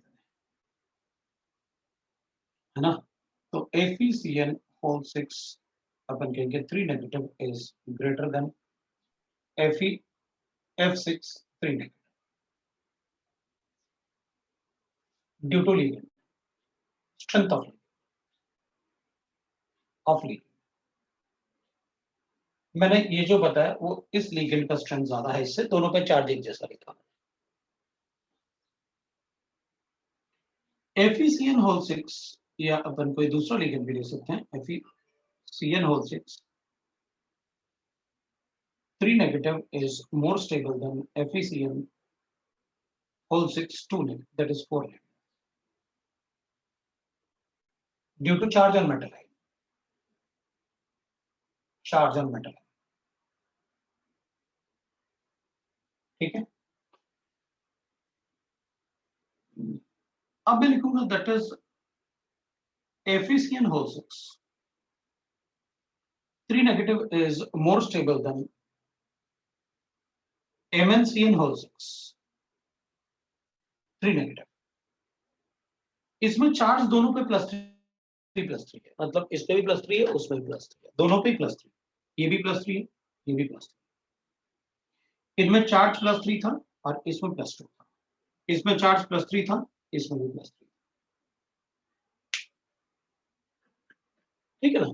तो अपन कहेंगे ठीक है, इस केस में अपन कहेंगे कि इसका साइज, Mn का साइज छोटा होगा तो फिर इसका स्टेबिलिटी ज्यादा होना चाहिए, क्योंकि भाई दोनों पे चार्ज आपने सेम रखा, लिगेंड एक जैसा रखा, सब कुछ सेम है, तो फिर डिफरेंस कहां होगा, चार्ज डेंसिटी लिखा तो है। तो किसका साइज छोटा होगा, Mn और Fe में, तो लिखेंगे अपन, आपने बिल्कुल सही लिखा था, तो वही है, और अपन को पता भी कि इसका साइज छोटा है, तो अपन कहेंगे size of Fe2 plus Fe3 plus less than the size of Mn3, वो तो इससे बता सकते हैं। तो अपन कहेंगे that is size of Fe+3 या Mn+3 इज ग्रेटर देन, ऐसे लिख लेंगे अपन, Mn3+ is greater than Fe+, तो इसका मतलब Fe+3 is a stronger Lewis acid. अगर वो स्ट्रॉन्गर लुईस एसिड होगा तो आपने सारी चीजें आप कंपेयर कर रहे हो कि हाँ ठीक है, हमें समझ में आ रहा है कि हमें करना क्या है। अब अपन कहेंगे ठीक है, मेरे पास ऐसे गिवन है, डी लिख लेते हैं। मेरे पास गिवन है दैट इज सपोज कि मैंने लिखा, अब मेटल अपन कोई मेटल का आपको पता है, मेटल अगर डिफरेंट होगा तो आपको क्या करना है वो अपन को पता है। Mn2+ का साइज बड़ा होगा Fe2+ से, Mn2+ का साइज बड़ा होगा। अपन ने चार्ज डेंसिटी लिखे थे, ये जो अपन ने लिखे थे ये साइज नहीं लिखे थे, ये चार्ज डेंसिटी लिखे थे। Charge density on this is less than this, ये चार्ज डेंसिटी है एग्जांपल फॉर, ये चार्ज डेंसिटी था। ये अपन ने साइज नहीं लिखे थे जी, अपन ने चार्ज डेंसिटी लिखा था। मैंने इसलिए वहां पर फिर से लिखा था, वो एरो बना के फिर आपको एरो काट के फिर आपको लिखा, ताकि आपको अच्छे से पता रहे कि चार्ज डेंसिटी है या क्या है। मैंने वहां पर चार्ज डेंसिटी के लिए एग्जांपल लिखा ना वहां पर पढ़ने। वो तो अच्छा, ये कैसे होगा? हाँ ऑब्वियस सी बात है, पीरियोडिक टेबल में अगर आप एलएचएस से आरएचएस की तरफ जाओगे तो साइज डिक्रीज ही तो होता है, शेल सेम है और आप एटॉमिक नंबर बढ़ा रहे हैं, तो लेफ्ट हैंड साइड से राइट हैंड साइड की तरफ जाएंगे तो हो जाएगा। ठीक है, दूसरा एफ नेगेटिव स्ट्रॉन्ग लिगेंड है सीएल नेगेटिव से, बिल्कुल। हाँ तो कहां पर है एफ नेगेटिव और सीएल नेगेटिव है कहां? एफ नेगेटिव ये है, वो सीएल है, तो एफ नेगेटिव थोड़ी स्ट्रॉन्ग होगा, ये सीएल नहीं, ये साइनाइड है, सीएन कार्बन, राइट। ठीक है, और अगर एमएन पे चार्ज ज्यादा होता तो अपन को पता है वो, चार्ज अगर ज्यादा है तो बाकी कुछ देखूंगा ही नहीं, जिसमें चार्ज ज्यादा उसकी स्टेबिलिटी ज्यादा, ये है ना, आप कंपेयर करो ना कहीं भी। ये मैं वो नहीं लिख रहा कि इन लिगेंड्स के लिए लिख रहा हूं, ये रीजन लिखने का मतलब है कि क्यों बता रहा हूं। इसमें कोई भी मेटल ले लो, अगर दोनों पे चार्ज एक जैसा है तो लिगेंड के बेसिस पे बताओ। मेटल एक जैसे हैं तो मैंने सिर्फ लिगेंड डिफरेंस रखा, अपन को लिगेंड से पता चल गया, मतलब अगर लिगेंड डिफरेंट है सिर्फ तो लिगेंड स्ट्रॉन्गर, लिगेंड वाला ज्यादा स्टेबल है। फिर अपन ने यहां पर क्या किया, चार्ज डिफरेंट किया, लिगेंड एक जैसा रखा, यहां पर चार्ज ज्यादा है यहां चार्ज कम है, तो फिर चार्ज अगर ज्यादा है तो फिर अपन को कुछ नहीं देखना। Effective atomic number is only applicable for carbon. कोई प्रायोरिटी ऑर्डर में नहीं बताया, मैंने बस ये बताया कि चार्ज डेंसिटी अपन सबसे ज्यादा प्रेफरेंस देंगे, मैंने कोई प्रायोरिटी नहीं बताया, ऐसा कोई प्रायोरिटी लिखा हुआ है सबसे ज्यादा प्रायोरिटी तो फिर अपन को इसको देना चाहिए, कीलेशन, दैट इज रिंग। अगर रिंग फॉर्मेशन है तो स्टेबिलिटी बहुत ज्यादा बढ़ता है, तो ऐसा कोई प्रायोरिटी ऑर्डर नहीं लिखा मैंने, मैं तो इसलिए तो एग्जांपल दे रहा हूं, अगर प्रायोरिटी ऑर्डर होता तो फिर कुछ देने की जरूरत क्या थी। यहाँ पर मैं कोई दूसरा एग्जांपल ले लेता हूँ भाई, अगर मेरे पास ऐसे गिवन है सीआर, आयरन से भी लिख सकता हूँ, फिर अपन को लगेगा सारे तो एग्जांपल सर ने आयरन से ही दिए, कोई दूसरा मेटल नहीं। CrEn होल प्राइस 3 पॉजिटिव, और यहां पर मैं लिखता हूं CrNH3 होल 6, और मैं इसकी जगह ना NO2 लिख लेता हूं, या मोस्टली अपन को NH3 ही पूछेंगे तो वही लेते हैं अपन, 3 पॉजिटिव। चार्ज डेंसिटी दोनों पे सेम है, चार्ज डेंसिटी दोनों पे सेम है, लेकिन इसमें कीलेशन है, चार्ज डेंसिटी दोनों पे सेम है लेकिन इसमें कीलेशन है, और कीलेशन होगा तो फिर अपन कहेंगे उसका चार्ज, फिर तो उस केस में ज्यादा स्टेबल कॉम्प्लेक्स बनेगा। सो दिस, और अगर आप ऐसे भी लिखते तब भी मैं वही लिखता है, इसका स्टेबिलिटी इन दोनों से ज्यादा होगा। अगर आप ऐसा लिखते, मतलब मैं NO2 लिख रहा था ना, उसको भी ले लो कोई प्रॉब्लम, क्योंकि दोनों ही कीलेशन नहीं बता सकते ना, ये भी कीलेशन नहीं बता सकता, ये भी नहीं बता सकता, ये बता सकता है, इसलिए इसकी स्टेबिलिटी ज्यादा ड्यू टू कीलेशन। अगर कीलेशन है तो अपन ज्यादा स्टेबल बताएंगे, क्योंकि कीलेशन से स्टेबिलिटी ऑफ द कॉम्प्लेक्स बढ़ेगा, राइट। फिर अपन बता सकते हैं कीलेशन के अलावा और क्या बोल सकते हैं अपन इसमें, चलो भाई ठीक है, कोई दूसरा, मतलब अब अगर मान लो डिफरेंट मेटल है तो अपन को पता है, जैसे अपन ने लिखा कि सर हमारे पास Cr+3 है और H2O है, होल 6 है, तो +3 होगा। और दूसरा मैं ले लेता हूँ ऐसे, Cr मान लेते हैं अपन की F6 ले लिया, और दूसरा मेटल भी चेंज कर देता हूँ, कि मैं इसमें सपोज करते हैं कि भाई मेटल अगर चेंज करेंगे तो एक बार Cr ले लेते हैं फिर मेटल चेंज करेंगे, ये 3 है।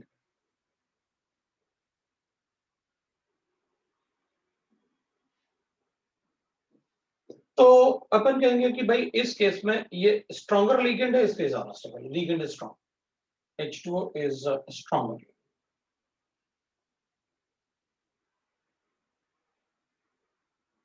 लिगेंड। तो अब अपन ऐसे लिख लेते हैं भाई, मान लेते हैं अपने पास F ऐसे गिवन, F गिवन है मेरे पास CrCO होल 6, और एक मेरे पास गिवन है CrEn होल थ्राइस, ये गिवन है, इस पे 3 पॉजिटिव है, ये तो 0 होगा,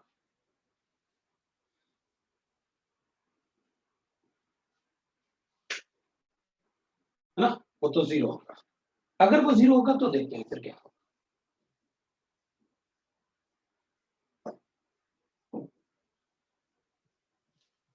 तो अपन क्या करेंगे, अपन लिखेंगे, देखो भाई इस केस में ना, that is we can write like this, that is अब इसमें क्या करें, इसमें तो कीलेशन हो रहा है लेकिन इसमें तो कीलेशन नहीं हो रहा भाई, इसमें तो कीलेशन नहीं हो रहा लेकिन इसमें कीलेशन हो रहा है, तो क्या करें,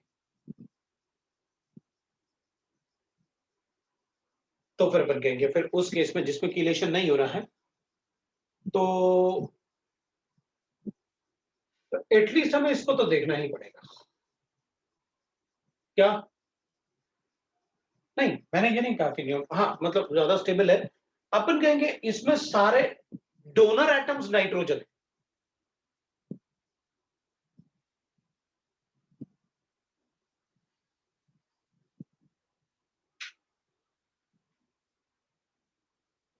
इसमें सारे डोनर एटम नाइट्रोजन, जबकि इसमें सारे डोनर एटम कार्बन है, ऑब्वियसली बात है डोनर एटम को ज्यादा प्रेफर देना है।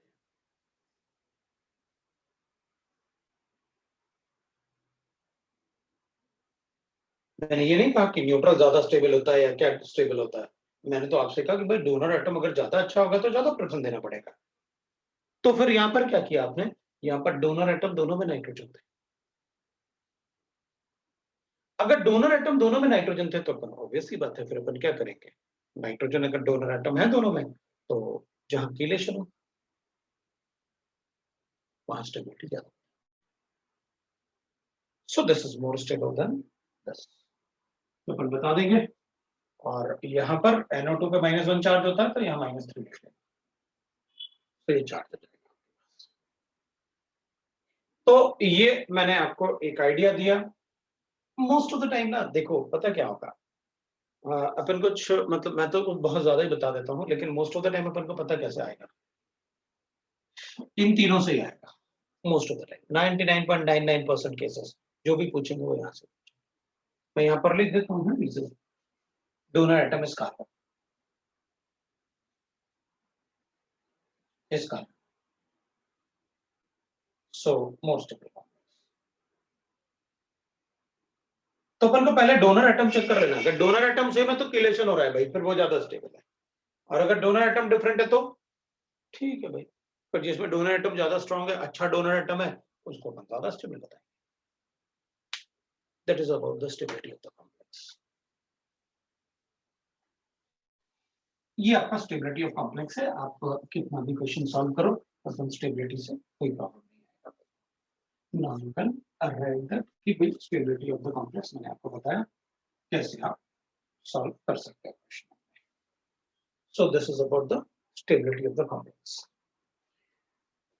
अब कोऑर्डिनेशन कंपाउंड में जो पार्ट बचा हुआ है, ये तो मैंने स्टेबिलिटी वगैरह कॉम्प्लेक्स फॉर्मेशन के बारे में सब कुछ पढ़ा, हाँ डोनर एटम को सबसे ज्यादा प्रेफरेंस देंगे बिल्कुल, maximum preference two donor atom, लेकिन एक बात ध्यान रखना है, मैक्सिमम प्रेफरेंस तो चार्ज का ही होगा, फिर डोनर एटम, मैक्सिमम प्रेफरेंस तो चार्ज का होगा फिर donor atom, right, maximum preference तो अपन चार्ज को ही देंगे फिर डोनर एटम को, और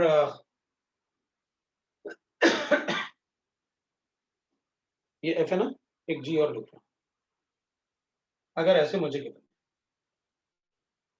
कॉपर CN होल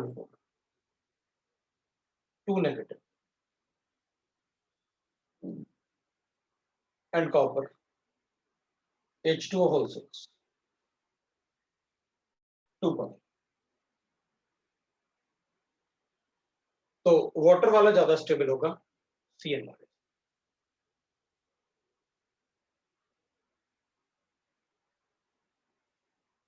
राइट। तो अब वो कह रहे कि इसमें क्यों नहीं आपने चेक किया, भाई कार्बोनाइल की स्टेबिलिटी तो छोड़ दो, अगर कार्बोनाइल में 36 आया EN और कार्बन डोनर एटम है तो वो तो बहुत ज्यादा स्टेबल है, वहां अपन कुछ नहीं चेक करेंगे।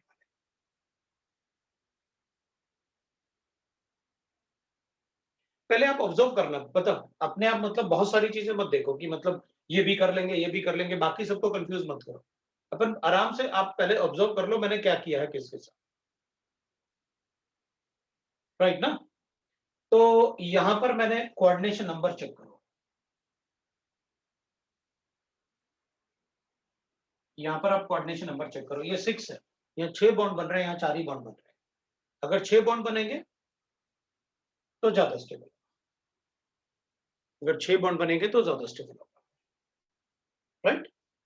तो अगर कोऑर्डिनेशन नंबर अलग है तो 6 वाला ज्यादा स्टेबल होगा in every case when it is as compare to the जिसमें कोऑर्डिनेशन नंबर 4 होगा, वहां कुछ भी चेक नहीं करना है, जिसका कोऑर्डिनेशन नंबर 6 है वो ज्यादा स्टेबल होगा। ऑब्वियसली बात है वहां ज्यादा बॉन्ड बने, ज्यादा बॉन्ड बनने का मतलब मोर एक्सोथर्मिक रिएक्शन, ठीक है। तो आप पहले एक बार ऑब्जर्व कर लो कि किस टाइप से कैसे क्वेश्चंस हैं, आपको क्वेश्चंस मिलेंगे, आप ज्यादा टेंशन मत लो, उसमें आराम से सॉल्व हो जाएगा। मैंने आपको काफी सारे इफ एंड बट्स बता दिए, उससे कोई क्वेश्चन आपका नहीं रुकेगा, है ना, क्योंकि फिर तो अपने लिए कुछ भी है ना, भाई हमारा तो मतलब ऐसे लगता है ना कि भाई ठीक है ऐसा होता तो क्या हो जाता, ऐसे मतलब होगा तो ओपन करेंगे ना, तो उससे हो जाएगा।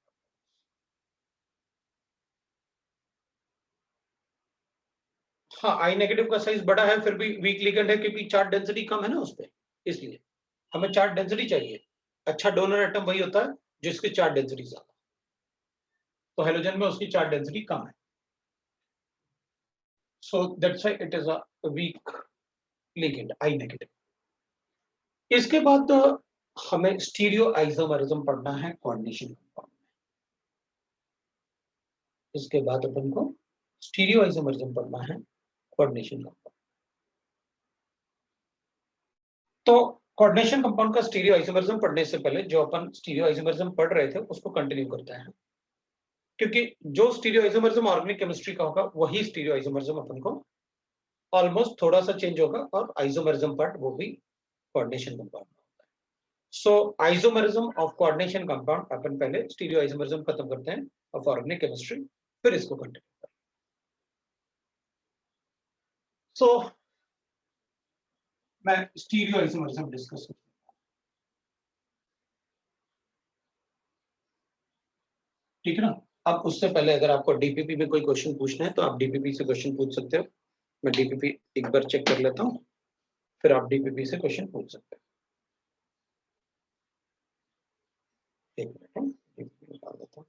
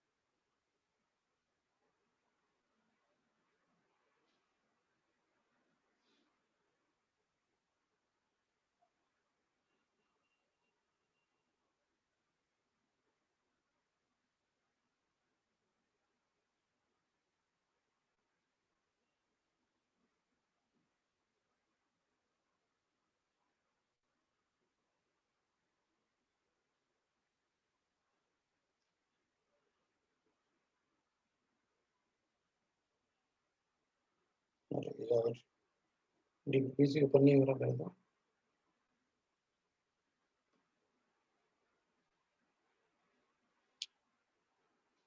नैतिक डीपीपी बेटा, जरा डीपीपी भेजो बेटा, मेरे मोबाइल पे भेज दो, टैब में ओपन नहीं हो रहा। नैतिक जरा डीपीपी भेजना बेटा।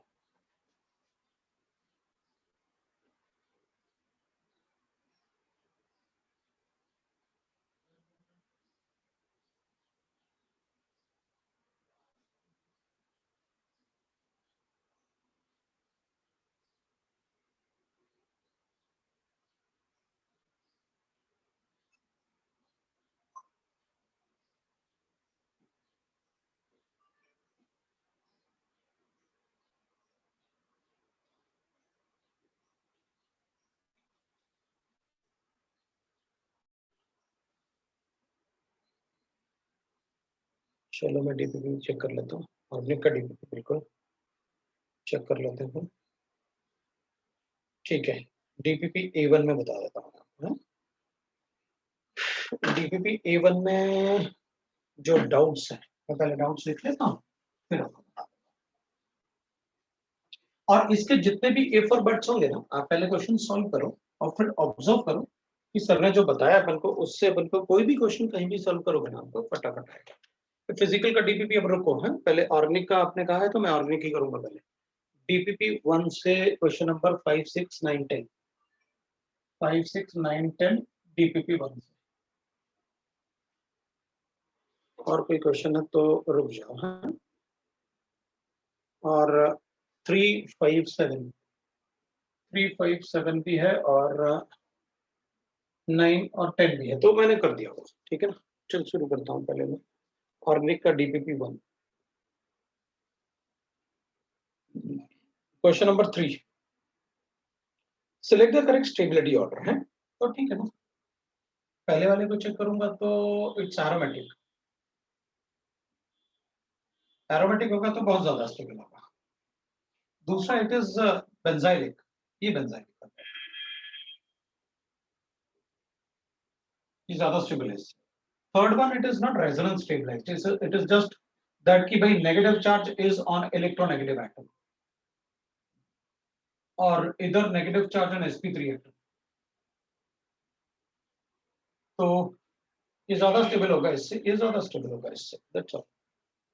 भाई ये इसलिए क्योंकि एरोमेटिक है, ये बेंजाइलिक है, और ये रेजोनेंस स्टेबलाइज्ड है, इसमें रेजोनेंस नहीं है, और उसमें इन दोनों में अगर अपन चेक करेंगे तो ज्यादा इलेक्ट्रोनेगेटिव एटम पे नेगेटिव चार्ज ज्यादा स्टेबल है। क्वेश्चन नंबर 5, नेगेटिव चार्ज का स्टेबिलिटी बताना है, चलेगा? CH2 negative. नतीक तुमने एक क्वेश्चन भी पूछा था बेटा, वो भी अभी भेज देना तो मैं उसको भी बता दूंगा, मैं वो क्वेश्चन बता नहीं पाया तुमको। CH2 डबल बॉन्ड CH, ये नेगेटिव चार्ज, अगर इन दोनों में नेगेटिव चार्ज का स्टेबिलिटी चेक करूंगा ना, तो इस वाले नेगेटिव, ये दोनों पार्ट तो सेम ही है ना, तो इसका प्लस इफेक्ट अज्यूम कर लो, तो ये तो नेगेटिव चार्ज पे इलेक्ट्रॉन डेंसिटी बढ़ाएगा, ये अनस्टेबल है उससे, उसमें कोई इलेक्ट्रॉन देने वाला नहीं है ना, इसमें तो प्लस इफेक्ट है इसका। तो अगर ये इलेक्ट्रॉन इसको देगा तो नेगेटिव चार्ज में इलेक्ट्रॉन डेंसिटी बढ़ेगी, इसकी तरफ बढ़ेगी तो नेगेटिव चार्ज और बढ़ेगा, अनस्टेबल होगा। थर्ड वाले में अपन चेक करेंगे, दैट इज CH2 और नेगेटिव चार्ज ऑन दिस, और C डबल बॉन्ड O, और इधर अपने पास OCH3 है, अपन ऐसे भी लिखेंगे, तो अब इनको कंपेयर कर लेंगे। और एक लास्ट में अपने पास दैट इज CH2 और negative charge on this and C double bond O, NH2 भी है। ठीक है, इसमें भी ये डिलोकलाइजेशन है, क्रॉस कॉन्जुगेशन है, इसमें भी डिलोकलाइजेशन है, क्रॉस कॉन्जुगेशन है ना। तो अगर अपन चेक करेंगे इन सब में, तो ए और बी तो आपका पता है कि क्या करना है, तो अब इनमें क्या करें, इनमें स्टेबिलिटी किसकी ज्यादा लिखी अपन, बताओ किसका माइनस इफेक्ट ज्यादा होगा?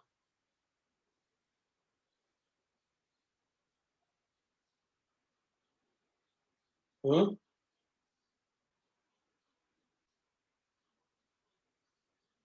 बोलो भाई, बोलो बोलो बोलो।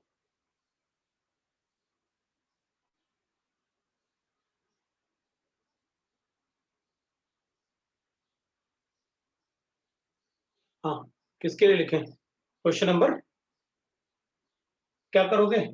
यहाँ पर तो क्रॉस कॉन्जुगेशन हो गया, तो सबसे ज्यादा स्टेबल तो अपन इसको ही बताएंगे कि क्या नाम, ए बी सी दिया ना अपन को, ये ए दे रखा है अपन को, ये बी दे रखा है अपन को, ये सी दे रखा है अपन को, ये डी दे रखा है अपन को, सबसे ज्यादा तो बी ही होगा। अब बताओ भाई, सबसे ज्यादा बी होगा तो मैंने आपका थोड़ा काम तो कर दिया, उसके बाद अपन कहेंगे उसमें क्या, उसके बाद ये होगा। क्यों? क्योंकि ये तो प्लस आई से दे रहा है, लेकिन ये तो प्लस एम से इलेक्ट्रॉन दे रहे हैं, ये भी प्लस एम से इलेक्ट्रॉन, ये तो इलेक्ट्रॉन ट्रांसफर कर रहे हैं उसकी तरफ, वो तो सिर्फ थोड़ा थोड़ा पुश करेगा आई इफेक्ट से। और nitrogen is a better donor, अगर नाइट्रोजन बेटर डोनर होगा ऑक्सीजन के कंपैरिजन में तो ऑब्वियस सी बात है, फिर तो यहाँ ज्यादा इलेक्ट्रॉन दे पाएगा इसको इसके कंपैरिजन में, तो इसकी स्टेबिलिटी ज्यादा होगी क्योंकि ये कम इलेक्ट्रॉन दे पाएगा। तो अपन कहेंगे इधर सी और डी, ये लो भाई आपका आंसर, ठीक है ना। तो बिल्कुल ठीक है, अपन को कोई प्रॉब्लम नहीं है। अब अपन नेक्स्ट क्वेश्चन की बात करते हैं। नेक्स्ट क्वेश्चन में अपन को गिवन है दैट इज क्वेश्चन नंबर 6, उसके बाद वाला ही क्वेश्चन पूछा है आपने, ठीक है। क्वेश्चन नंबर 6 में तो आप ना ऐसे करो ना, स्टेबिलिटी ऑफ कार्बोकेटाइन फिर पूछा है, तो 3 बेंजाइलिक होगा तो बहुत ज्यादा स्टेबल होगा ना, फिर तो इसकी स्टेबिलिटी तो बहुत ज्यादा होगी। 3 बेंजाइलिक कार्बोकेटाइन होंगे तो बहुत ज्यादा, तो इसका मतलब है फोर्थ वाला सबसे ज्यादा स्टेबल।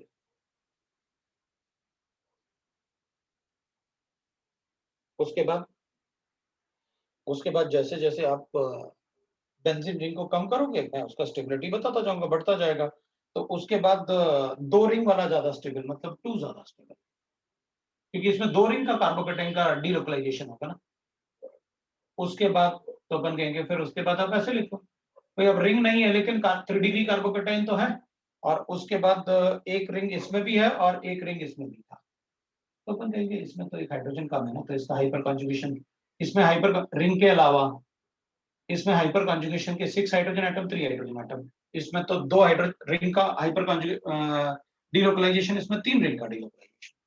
तो स्टेबिलिटी सबसे ज्यादा तब होगा जब रेजोनेंस ज्यादा होगा, तो इसमें रेजोनेंस ज्यादा है इससे, इसमें रेजोनेंस ज्यादा है इससे, इन दोनों में रेजोनेंस सेम है बट हाइपर कॉन्जुगेशन ज्यादा है इसमें उससे, सो स्टेबिलिटी ज्यादा। क्वेश्चन नंबर 7 भी पूछा है आपने, तो इनमें से पूछा मोस्ट स्टेबल कार्बोकेटाइन, देखूंगा किसका ऑक्टेट कंप्लीट है, जिसका ऑक्टेट कंप्लीट होगा वो मेरे लिए सबसे ज्यादा स्टेबल कार्बोकेटाइन। तो मैं सबसे पहले चेक करूंगा किसमें ऑक्टेट कंप्लीट है, किसमें सभी एटम का ऑक्टेट कंप्लीट है कोई ऐसा जिसमें सभी एटम का ऑक्टेट कंप्लीट हो? नहीं भाई, कोई भी नहीं बताया, ठीक है। तो फिर मैं चेक करता हूँ कि किसी एटम कोई ऐसा कंपाउंड है क्या जिसमें ऑक्टेट कंप्लीशन हो सकता है, हो सकता है। कौन सा? ए वाला, उसमें डीलोकलाइजेशन भी है।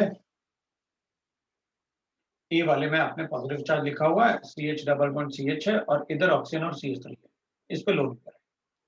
लेकिन सी वाले में अपन ने ऐसे बना रखा है, सी वाले में CH3 है, CH है, 2 है, CH है, पॉजिटिव चार्ज है, O और CH3 है, इसमें भी ऑक्टेट कंप्लीशन है। तो अपन कहेंगे इसमें ना पॉजिटिव चार्ज पहले डिवाइड होगा इसमें और इसमें, मतलब स्ट्रेंथ कम होगी डिवाइड होने से, तो ऐसे बना। और अब ऑक्टेट कंप्लीशन भी है, मतलब डिवाइड भी हुआ और ऑक्टेट कंप्लीशन भी हुआ, इसमें सिर्फ ऑक्टेट कंप्लीशन, तो फिर इसकी स्टेबिलिटी ज्यादा हुई क्योंकि इसमें डीलोकलाइजेशन के साथ ऑक्टेट कंप्लीशन है और इसमें डीलोकलाइजेशन नहीं है और ऑक्टेट कंप्लीशन है, सो दैट्स व्हाई वो कम स्टेबल होगा। तो ए का स्टेबिलिटी सबसे ज्यादा है, क्योंकि बाकी सब में ना, बाकी जो अपन को गिवन है उसमें कहीं भी ऑक्टेट कंप्लीशन नहीं हो सकता। क्वेश्चन नंबर 9 की बात करेंगे तो 1 इज मोर स्टेबल देन 2, तो ए ऑप्शन में अपन को गिवन है 9th वाले में, क्वेश्चन नंबर 9 में, दैट इज 3 डिग्री कार्बोकेटाइन और 2 डिग्री कार्बोकेटाइन। ऑब्वियसली बात है ये ज्यादा स्टेबल होगा इससे, correct option. 1 is more stable then 2 लिखा है अपने पास। फिर अपन से लिखा बी वाले में, बी वाले में लिखा है ऐसे, ये वाला और ये वाला अपन को गिवन है, ये तो 1 डिग्री गिवन है अपन को, इधर पॉजिटिव चार्ज होगा तो ऑब्वियसली बात है 2 डिग्री में ज्यादा हाइपर कॉन्जुगेशन होगा, 1 डिग्री में कम हाइपर कॉन्जुगेशन होगा, तो ये ज्यादा स्टेबल होगा। थर्ड वाले में there is answer all of these, तो थर्ड वाले में अपन कहेंगे 6 हाइड्रोजन का हाइपर कॉन्जुगेशन है, सेम जैसे इसमें है, तो वैसे सी वाले में। 10th वाले में अपन को गिवन है that is the correct stability order of the carbocation, obviously अपन कहेंगे करेक्ट स्टेबिलिटी ऑर्डर अगर अपन को बताना है और 3 आयंस अपन को गिवन है, तो इसमें तो अपन को पता है CH2 है, प्लस है और NH2 है, ठीक है, there is a plus M effect, ये स्टेट काफी ज्यादा स्टेबल होगा। अपन कहेंगे थर्ड वाले में भी प्लस एम इफेक्ट है, CH2 पॉजिटिव चार्ज है और थर्ड वाले में भी प्लस एम इफेक्ट होता है, अपन को पता है ये ऑर्थो और पैरा पोजीशन पे प्लस एम होता है, मेटा पे माइनस आई होता है, अपन को पता है मेटा पे माइनस आई होता है। अगर इस ग्रुप का माइनस आई होगा, माइनस आई होगा, माइनस एम नहीं होगा, माइनस आई होगा, तो ये विड्रॉ करेगा तो पॉजिटिव चार्ज बढ़ेगा, ये देंगे तो पॉजिटिव चार्ज कम होगा। अब अपन कहेंगे अगर दोनों में प्लस एम है तो, अगर दोनों में प्लस एम है तो आई से कैलकुलेट करो, इसका माइनस आई ज्यादा होगा, इसका माइनस आई कम होगा, क्योंकि ये पास में है, ये ज्यादा विड्रॉ करेगा, ये इससे दूर है इसलिए कम विड्रॉ कर पाएगा, तो इसकी स्टेबिलिटी इससे ज्यादा है और इसकी स्टेबिलिटी इससे ज्यादा। Right that out. DPP number 2 भी दिया था मैंने, तो आप डीपीपी नंबर 2 में भी देख सकते हो अपन को क्या गिवन है। डीपीपी नंबर 2, डीपीपी नंबर 2 में आपने क्वेश्चन 6 पूछा है, तो डीपीपी 2 में क्वेश्चन नंबर 6 पूछा है, डीपीपी 2 की बात कर रहा हूं, और 6 के अलावा शायद किसी ने कुछ और भी पूछा था, मैं एक बार देख लेता हूँ। 6 है, 9 है, 10 है, 6 9 10 है भाई, उसके अलावा कुछ है तो बता देना, नहीं तो मैं उसको डिस्कस करता हूँ। 9 एंड 10। सो डीपीपी नंबर 2 में 6th क्वेश्चन को देख लेता हूं मैं। 6th क्वेश्चन क्या है? क्वेश्चन नंबर 6 में अपन को गिवन है that is the correct stability order of the given carbocation is, ठीक है ना, अपन ऐसे कर सकते हैं। तो करेक्ट स्टेबिलिटी ऑर्डर में एक मुझे ऐसे गिवन है, रिंग गिवन है मुझे, हाँ ये रिंग गिवन है, अपन को ऐसे इधर पॉजिटिव चार्ज लिखा हुआ है और इधर में ऐसे लिखा हुआ है। एक तो अपन को ये गिवन है दैट इज कंपाउंड 1 और कंपाउंड 2 अपन को ऐसे लिखा है। तो कंपाउंड 2 इज लाइक दिस, ठीक है, इधर कंपाउंड 2 अपन को ऐसे गिवन है, इधर पॉजिटिव चार्ज गिवन है अपन को, और ये अपन को। Now I know this one thing कि भाई देखो ये जो है ये एक एरोमेटिक सिस्टम है, जबकि ये जो है एक एंटी एरोमेटिक सिस्टम, क्योंकि इसके पास लोन दे रहे हैं और यहाँ पॉजिटिव चार्ज, तो अपन को पता है ये तो बहुत ज्यादा स्टेबल होगा इसके अंदर। बाकी तो अपन बताएंगे ये डबल बॉन्ड यहाँ भी कॉन्जुगेशन में है, यहाँ भी कॉन्जुगेशन में, लेकिन अपन एक सिस्टम पॉजिटिव चार्ज के डीलोकलाइजेशन का एक सिस्टम बनाना चाहते हैं। सो वी नो दैट पहला वाला मतलब एंटी एरोमेटिक है तो उसकी स्टेबिलिटी कम बता देंगे, दूसरे वाले की अपन ज्यादा बता देंगे, थर्ड वाले में देयर इज नो एरोमेटिक और anti aromatic, so it will be only resonance stabilise, तो अपन कहेंगे वो ज्यादा।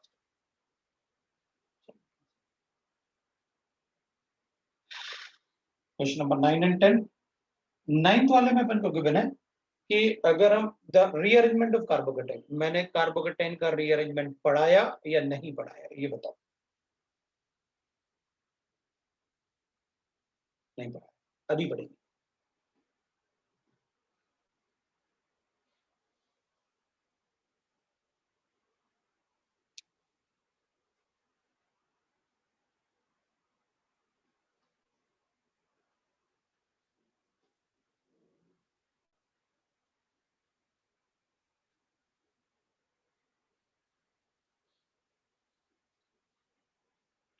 रीअरेंजमेंट ऑफ कार्बन,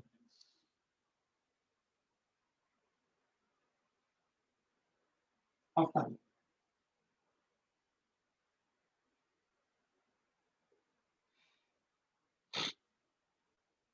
ठीक है।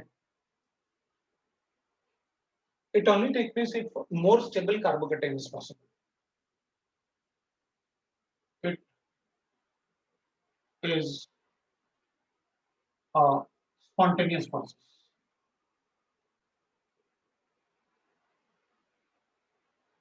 आप सबको पता है स्पॉन्टेनियस का मतलब क्या होता है, मतलब वो प्रोसेस हम करते नहीं है, अपने आप हो जाता है। So entropy is greater than 0. So it is a spontaneous process which takes place on its own. अब ये लिखा हुआ है तो on its own लिखने की जरूरत क्या है? To form more stable, complex, more stable ion carbocation. और एक बात ध्यान रखना, कार्बोकेटाइन आपने पढ़ा, रीअरेंजमेंट की बात करेंगे, रेडिकल में कोई रीअरेंजमेंट नहीं होता और एनाइन में भी कोई रीअरेंजमेंट नहीं होता। अगर मैंने नहीं बताया मतलब नहीं होता, आप क्वेश्चन छोड़ भी सकते हो कि चलो ठीक है सर ने नहीं बताया मतलब नहीं होता, ठीक है ना। कोई अपनी तरफ से ये नहीं सोचना कि अच्छा कार्बोकेटाइन में सर ने बताया था चलो इधर भी ऐसे कर देते, ऐसे नहीं करना। अच्छा देखो होगा क्या, जैसे अपने पास मान लेते हैं कि अपने पास, अब एग्जांपल लेते हैं सीधा, ठीक है, क्योंकि मुझे बहुत सारा पार्टीशन बताना और भी मतलब कार्बोकेटाइन के रीअरेंजमेंट अलग अलग टाइप से। सीधे एग्जांपल पे चलते हैं। अगर मेरे पास ना 1 डिग्री कार्बोकेटाइन, तो अपन क्या कहेंगे, देखो सर 1 डिग्री कार्बोकेटाइन होगा तो ये ऐसे होगा,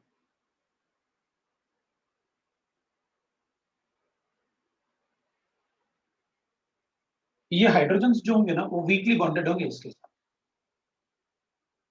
जो हाइड्रोजन यहाँ पर होंगे वो इस कार्बन के साथ वीकली बॉन्डेड है। Why it is so? Because of hyper conjugation. उनको पता है अगर आप ऐसे लिख रहे हो तो इस पर डेल्टा पॉजिटिव चार्ज होगा और ये बॉन्ड ऐसे रहा ड्यू टू हाइपर कंजुगेशन। अब ये जो डेल्टा पॉजिटिव चार्ज होता है ना, क्योंकि ये वीकली बॉन्डेड है, तो वी से दैट कि भाई it is a no bond resonance phenomena. अपन ऐसे लिखते हैं ना, नो बॉन्ड रेजोनेंस, बॉन्ड नहीं है लेकिन फिर भी रेजोनेंस है, ऐसे लिखते हैं, नो बॉन्ड रेजोनेंस। तो जब ये बॉन्ड का ऑसिलेशन होता है ना, इस बॉन्ड का ऑसिलेशन ऐसे,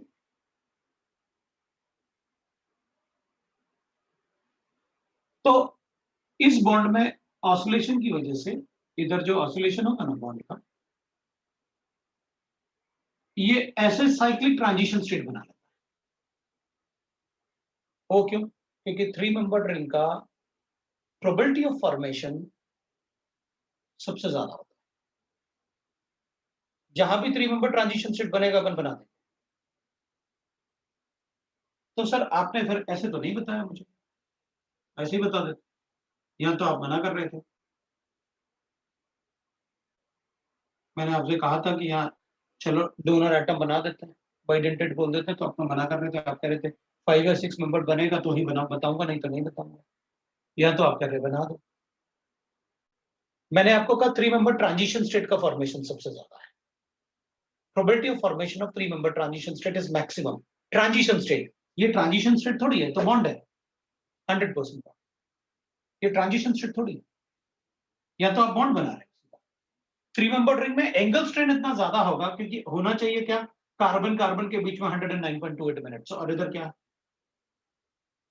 आपने तो बॉन्ड को खींच के वहां पास पास लेके आते, मतलब वहां काफी स्ट्रेन होगा। तो probability of formation of transition state is very high, मतलब जब भी 3 मेंबर ट्रांजिशन स्टेट बनेगा तो अपन फटाफट बना देंगे। रीजन, क्योंकि जितना उसका प्रोबेबिलिटी बहुत ज्यादा जल्दी बनने का भी है, वो स्टेबिलिटी कम है तो टूट भी जाता है, स्टेबिलिटी कम है तो टूट भी जाता है। अब उसका टूटने का टेंडेंसी भी बहुत ज्यादा होने की वजह से वो क्या करेगा, ऐसे नहीं टूटेगा, ऐसे टूटेगा, और अगर वैसे टूटा ना वो तो ऐसे बन जाएगा। एक हाइड्रोजन है इसके पास, और अगर ऐसे टूटेगा ना तो वापस नहीं जाएगा फिर। वो क्यों? क्योंकि अगर ऐसे टूटा तो फिर वो 1 डिग्री से 2 डिग्री में कन्वर्ट हो गया। अच्छा, इसका मतलब ये हुआ कि आप मुझसे ये कह रहे हो कि अगर कहीं कार्बोकेटाइन कम स्टेबल है तो वो अपने साइड वाले कार्बन से जो एटम अटैच्ड हैं उन एटम से साइक्लिक ट्रांजिशन स्टेट बना सकता है। हाँ बिल्कुल। और अगर वो साइक्लिक ट्रांजिशन स्टेट बनाएगा तो जितना ज्यादा जल्दी, क्योंकि मैक्सिमम प्रोबेबिलिटी होता है 3 मेंबर ट्रांजिशन स्टेट फॉर्मेशन का, जितना जल्दी वो बनता है उतना जल्दी टूट भी जाता है क्योंकि स्टेबिलिटी नहीं होती उसकी। ठीक है, इसका मतलब फिर मैं, आप ये बोल रहे हो मुझसे कि अगर मैं आपसे कहूं कि चलो भाई इधर पॉजिटिव चार्ज है, तो मैं इस हाइड्रोजन को यहां शिफ्ट कर दूं ट्रांजिशन स्टेट बना के ऐसे। तो अपन कहेंगे हमने कब कहा कि 4 मेंबर ट्रांजिशन स्टेट बनता है? हमने सिर्फ ये कहा है कि 3 मेंबर ट्रांजिशन स्टेट बनता है। और 3 मेंबर कब बनेगा? जिस कार्बन पे पॉजिटिव चार्ज है उसके साइड वाले कार्बन से जो एटम अटैच्ड है उससे इसका ट्रांजिशन स्टेट बने तो ही पॉसिबल है। अच्छा, इसका मतलब ये हुआ कि अगर ट्रांजिशन स्टेट बनाना है तो साइड वाले कार्बन पे ही बनेगा, उनसे, उनमें से किसी एक कार्बन एटम से जो एटम अटैच्ड होगा उस एटम से मैं ट्रांजिशन स्टेट बना दूं। बिल्कुल ये। और हाइड्रोजन तो वैसे भी पार्शियली बॉन्डेड होता है, कोई दूसरा एटम भी होता है तो स्टेबिलिटी के लिए ब्रेक हो जाता है अपने आप। It is a spontaneous process. क्यों? ऑब्वियस सी बात है, 1 डिग्री से 2 डिग्री बनेगा तो it is a highly exothermic reaction. और मैं बताऊंगा भी कि भाई ओनली 1 2 शिफ्ट इज अलाउड। आप सिर्फ इससे इस पे साइड वाले कार्बन एटम का एटम ही ले जा सकते हैं, बाकी और कहीं से आप ले नहीं जा सकते उस पे एटम। क्यों? क्योंकि ट्रांजिशन स्टेट सिर्फ उसके साइड वाले कार्बन से ही बन सकता है, चाहे आप किसी भी तरफ बना लो, आपकी मर्जी। आप ऐसे बना लो, आप ऐसे बना लो, मुझे कोई प्रॉब्लम नहीं है। मतलब यहां से भी ट्रांजिशन स्टेट बन सकता है और यहां से भी ट्रांजिशन स्टेट बन सकता है और यहां से, क्योंकि यहां से भी मैं 3 मेंबर बना सकता हूं और यहां से भी 3 मेंबर बना सकता हूं, कहीं से भी। लेकिन वहां बनाऊंगा तो 2 डिग्री से 1 डिग्री कार्बोकेटाइन थोड़ी बनाऊंगा, वो तो पहले ही ज्यादा स्टेबल है। फिर अगर बनाना है तो 2 डिग्री से 3 डिग्री बनाओ उसके साथ, क्योंकि हमेशा वो प्रोसेस कब होगा? जब ज्यादा स्टेबल कार्बोकेटाइन, नहीं तो नहीं। तो अपन कहेंगे अच्छा ठीक है, आप ये कह रहे हो कि हम जिस कार्बन पे पॉजिटिव चार्ज होगा उसके एडजेसेंट कार्बन एटम से एक एटम या ग्रुप को उसकी तरफ शिफ्ट कर लेंगे, उस पर शिफ्ट कर लेंगे। बिल्कुल, मैं आपसे यही कह रहा हूं कि आप क्या करो, आप जैसे अपन को गिवन है कि आप यहां से एक हाइड्रोजन एटम को ट्रांजिशन स्टेट बना होगा, क्योंकि ऐसे ट्रांजिशन स्टेट बनेगा। तो मैं क्या करता हूं, ये हाइड्रोजन पहले से इधर अटैच था, इसके साथ पूरा ट्रांजिशन स्टेट बना था, तो अब ये इससे अटैच हो गया पॉजिटिव चार्ज पे। तो इसको कहते हैं अपन 1 2 हाइड्रेट शिफ्ट। तो ये हो जाएगा 1 2 हाइड्रेट, क्योंकि अपन ने हाइड्रोजन को शिफ्ट किया ना, हाइड्रेट शिफ्ट। तो इससे क्या होगा, 2 डिग्री कार्बोकेटाइन बना लेगा और वो काफी ज्यादा स्टेबल होगा एज कंपेयर टू 1 डिग्री के। शिफ्टिंग तभी होगी जब ज्यादा स्टेबल बने। हाइड्रोजन भी शिफ्ट हो सकता है, एल्काइल ग्रुप भी शिफ्ट हो सकता है। मतलब अगर मुझे जरूरत पड़े तो मैं ऐसे भी शिफ्ट कर सकता हूं, CH3 CH3, और यहां पॉजिटिव चार्ज, यहां भी एक CH3 ले लेता हूं मैं, और यहां पर एक पॉजिटिव चार्ज देता हूं। नाउ इट इज 1 डिग्री का।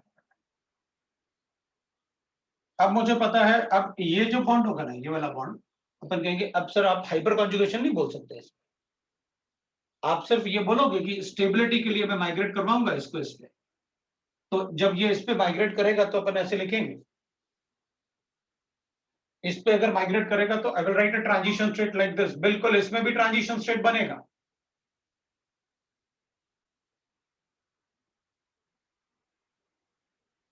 ये जो पॉजिटिव चार्ज था ना, वो इक्वली इसमें भी डिस्ट्रीब्यूट होगा, इसमें भी, जैसे अभी अपन ने उसमें किया था। तो इस पे डेल्टा पॉजिटिव आएगा, इस पे डेल्टा पॉजिटिव आएगा और इस पे डेल्टा पॉजिटिव आएगा।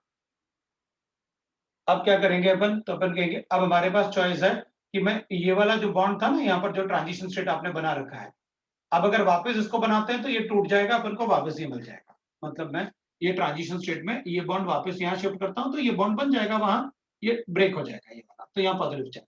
लेकिन अगर मैं इसको यहाँ पर शिफ्ट करता हूँ तो फिर यहाँ पर पॉजिटिव चार्ज बना दूंगा और CH3 इससे अटैच कर दूंगा। मतलब आप एक CH3 को उसके इलेक्ट्रॉन के साथ, ये वाला इलेक्ट्रॉन तो इसी का था, इससे जो इलेक्ट्रॉन अटैच था इस इलेक्ट्रॉन को लेके इससे बॉन्ड बनाने वाले हैं, बिल्कुल वही करने वाला। तो I will get that CH3 C, इधर पॉजिटिव चार्ज CH3 CH2 और एक CH3 बन जाएगा। यहाँ पर ये 1 डिग्री कार्बोकेटाइन था, यहाँ तो ये 3 डिग्री कार्बोकेटाइन बन रहा है, जिसकी स्टेबिलिटी बहुत बहुत ज्यादा होगा क्योंकि उसमें हाइपर कॉन्जुगेशन 8 हाइड्रोजन का है, जबकि इसमें एक भी नहीं। मतलब ये अपने आप ही ऐसे हो जाएगा। लेकिन अपन ऐसे नहीं कहेंगे अच्छा ये दोनों आपने दिया है तो चलो इसमें तो हाइपर कॉन्जुगेशन नहीं है, तो अपन तो कहेंगे कि अच्छा ये ऐसे शिफ्ट हो जाएगा, अपन अपनी तरफ से कुछ नहीं करने वाले। अगर आपने ऐसे दिया हुआ तो इसी में स्टेबिलिटी बताऊंगा, इसमें हाइपर कॉन्जुगेशन नहीं है, इसमें हाइपर कॉन्जुगेशन नहीं है, ज्यादा स्टेबल, ऐसे करेंगे। ठीक है ना? तो अब अपन क्या करेंगे, दूसरा ले लेते हैं अपन स्टेबिलिटी। मान ले अपने पास ऐसे,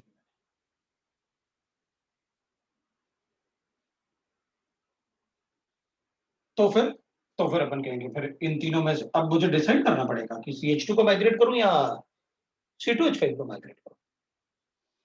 तो वैसे तो मैं ऐसे लिख देता हूं माइग्रेटरी एबिलिटी,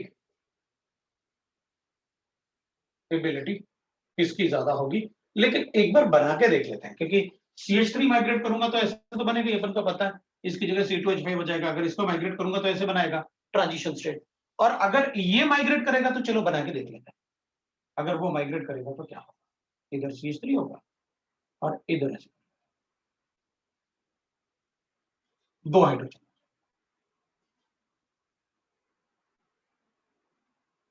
ऐसे बन जाएगा। ये भी डेल्टा पॉजिटिव, ये भी डेल्टा पॉजिटिव, ये भी डेल्टा पॉजिटिव, इधर तीनों पे डेल्टा पॉजिटिव, इधर भी तीनों पे डेल्टा पॉजिटिव। तो मुझे बता सकते हो दोनों में से ज्यादा स्टेबल कौन सा होगा? तो मुझे बता सकते हो दोनों में से ज्यादा स्टेबल कौन सा होगा? हाँ भैया।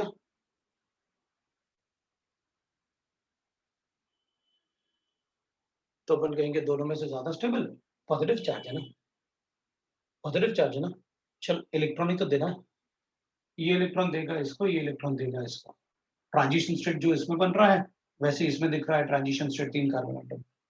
लेकिन इसमें ना ये देगा तो वो तो इसमें भी देगा, लेकिन इसमें ये भी इलेक्ट्रॉन देगा। अच्छा, फिर तो मैं कहूंगा ये ट्रांजिशन स्टेट ज्यादा स्टेबल है। जो ट्रांजिशन स्टेट ज्यादा स्टेबल होगा उसका रेट ऑफ रिएक्शन ज्यादा होगा। इसका मतलब है बड़े अल्काइल ग्रुप में प्लस इफेक्ट भी ज्यादा होता है ट्रांजिशन स्टेट में, तो अपन कहेंगे बड़े अल्काइल ग्रुप का माइग्रेटरी एबिलिटी ज्यादा होगा। राइट लगता है। तो अपन कहेंगे देख माइग्रेटरी एबिलिटी जो होता है वो सबसे ज्यादा हाइड्रोजन का होता है, क्योंकि वो ऑलरेडी हाइपर कॉन्जुगेशन में होता है। भाई इनके बॉन्ड तो पहले से बने हुए थे, हमें ट्रांजिशन स्टेट बनाना पड़ा, इसलिए हाइड्रोजन तो पहले से ही ट्रांजिशन स्टेट में होता है, अल्फा हाइड्रोजन एटम। सबसे ज्यादा माइग्रेटरी एबिलिटी H का होता है, फिर पीएच का होता है, और उसके बाद एल्काइल ग्रुप का होता है। अल्काइल ग्रुप मतलब ऐसे C2H5 और CH3। और एल्काइल ग्रुप में अपन कहेंगे larger the alkyl group more is the migratory ability, अभी देखा अपन।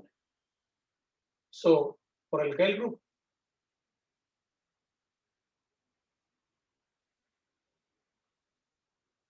अपन लिखेंगे CH3 का माइग्रेटरी एबिलिटी कम होगा C2H5 से, C2H5 का कम होगा C3H7 से, एंड सो ऑन।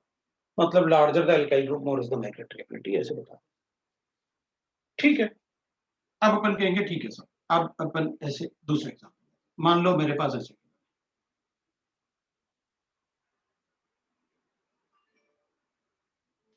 तो फिर क्या करूं? तो मैं कहूंगा देख भाई, अगर यहां से माइग्रेट करेगा इनमें से किसी को तो ये 3 डिग्री कार्बोकेटाइन बन जाएगा। ऑब्वियसली बात है, अपन को पता है यहां से हाइड्रोजन अगर इधर लेके आऊंगा ना 1 डिग्री थोड़ी बना, हमें ज्यादा स्टेबल कार्बोकेटाइन ही बनेगा तो माइग्रेशन होता है। यहाँ से हाइड्रोजन को इधर ले जाते हैं, 1 2 शिफ्ट हुआ, ट्रांजिशन स्टेट के थ्रू होगा, बता दे। ये पॉजिटिव बना, यहाँ पीएच है और यहाँ CH2 को हाइड्रोजन माइग्रेट करके ये बना दिया, दैट इज माइग्रेशन। इसको अपन ऐसे कर लेते हैं भाई, सपोज मेरे पास ऐसे C2H5 है, CH3 है, पीएच है और CH2 है।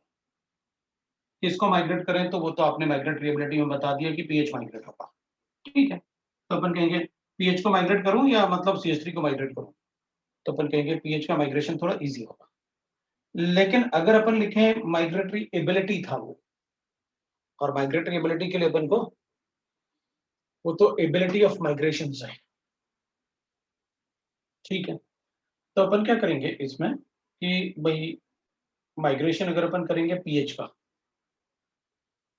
तो क्योंकि माइग्रेटरी एबिलिटी और उसमें ठीक है कोई बात नहीं, अपन कहेंगे ऐसे C2H5 आ गया अपने पास, CH3 आ गया अपने पास, ये पॉजिटिव चार्ज है, और यहाँ पर अपन कहेंगे एक मिनट है माइग्रेटरी एबिलिटी, क्योंकि मुझे ना वहीं पर बताना पड़ेगा, वो नीचे नहीं बता रहा, इधर दूसरा एग्जाम्पल लिख दूंगा मैं यहाँ पर बताऊंगा, वो सेम क्वेश्चन लिखता हूँ। C2H5 है और CH3 है और PH है और CH2 पॉजिटिव चार्ज।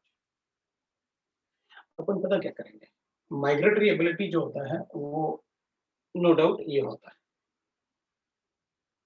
ठीक है ना, लेकिन अपन क्या करेंगे कि ये माइग्रेटरी एबिलिटी हमें किसी साइंटिस्ट ने अपने नेम रिएक्शंस में बताए थे, तो हमने उनको सभी जगह यूज करना शुरू कर दिया, और वो सभी जगह एप्लीकेबल भी होते हैं, ठीक है ना, वो सभी जगह एप्लीकेबल भी होते हैं, कोई प्रॉब्लम नहीं होता।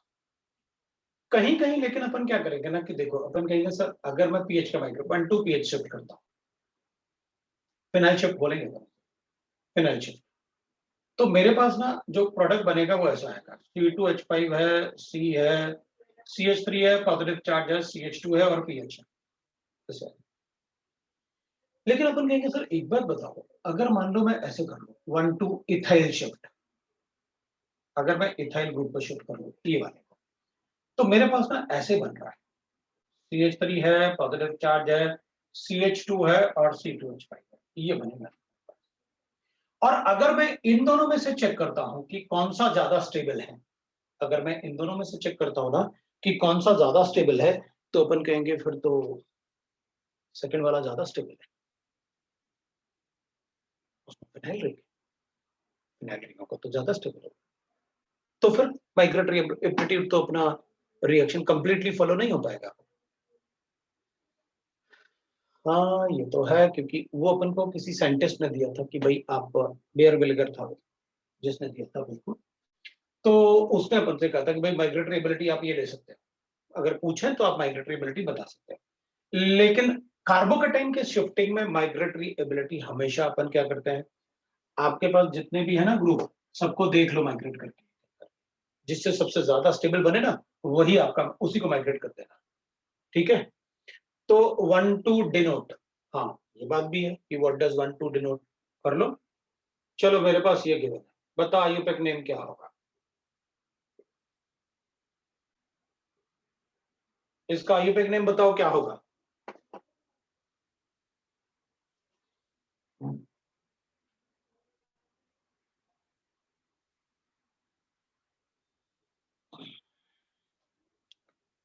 हाँ जी भाई, चल नंबरिंग करते हैं, आईयूपैक नंबरिंग,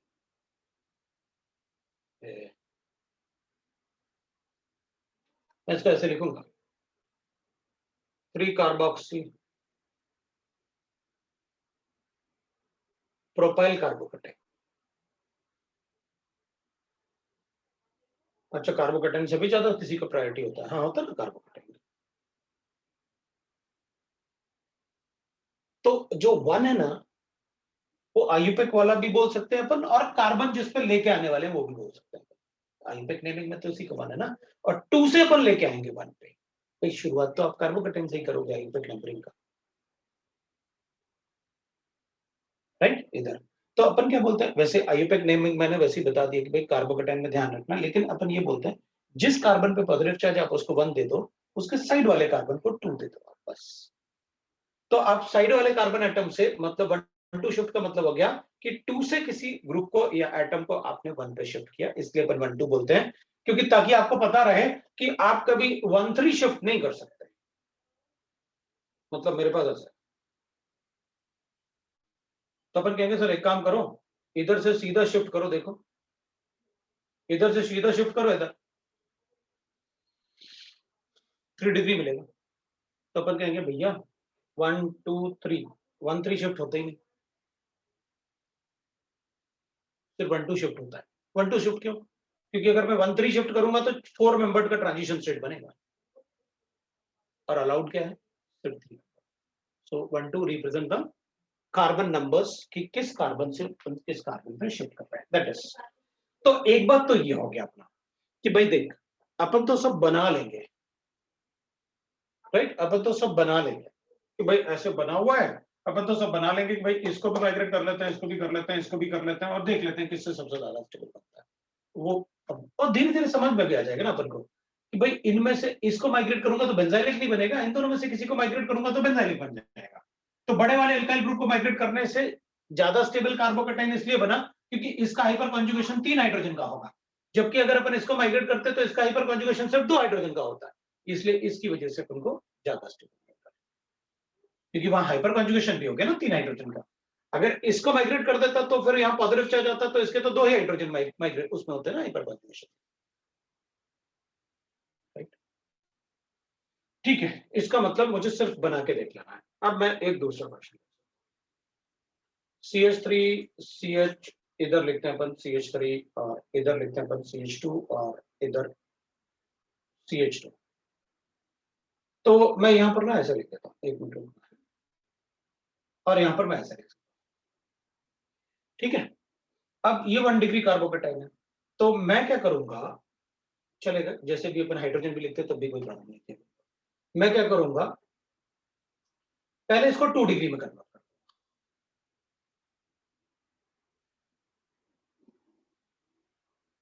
और फिर इसको फिर शिफ्ट करके 3 डिग्री में कन्वर्ट। ये 1,2 हाइड्रेट शिफ्ट हो गया, ये हाइड्रेट शिफ्ट है 1,2 हाइड्रेट शिफ्ट, और फिर यहां पर 1,2 एल्काइल शिफ्ट कर दूंगा। मतलब शिफ्टिंग में कितने भी बार कर सकता हूं, बिल्कुल, लेकिन सिर्फ 1,2 कर सकते हैं। आप शिफ्टिंग कितने भी बार करो मुझे फर्क नहीं पड़ता, लेकिन आप सिर्फ 1,2 कर सकते हो। आप शिफ्टिंग कितने भी बार करो कोई फर्क नहीं पड़ता, लेकिन आप सिर्फ 1,2 कर सकते हो। अब मेरे पास ऐसे गिवन है,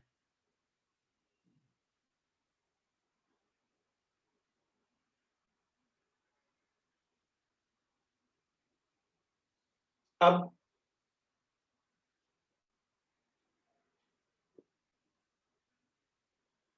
नो रिएक्शन, शिफ्टिंग कभी भी 2 डिग्री से 2 डिग्री, 3 डिग्री से 3 डिग्री, 1 डिग्री से 1 डिग्री, 1 डिग्री 1 डिग्री हो गई। मतलब यहां से अगर अपन शिफ्टिंग करते हैं ना तो ये पहले से 2 डिग्री है, अपन वापस 2 डिग्री नहीं बनाए। शिफ्टिंग नेवर टेक प्लेस,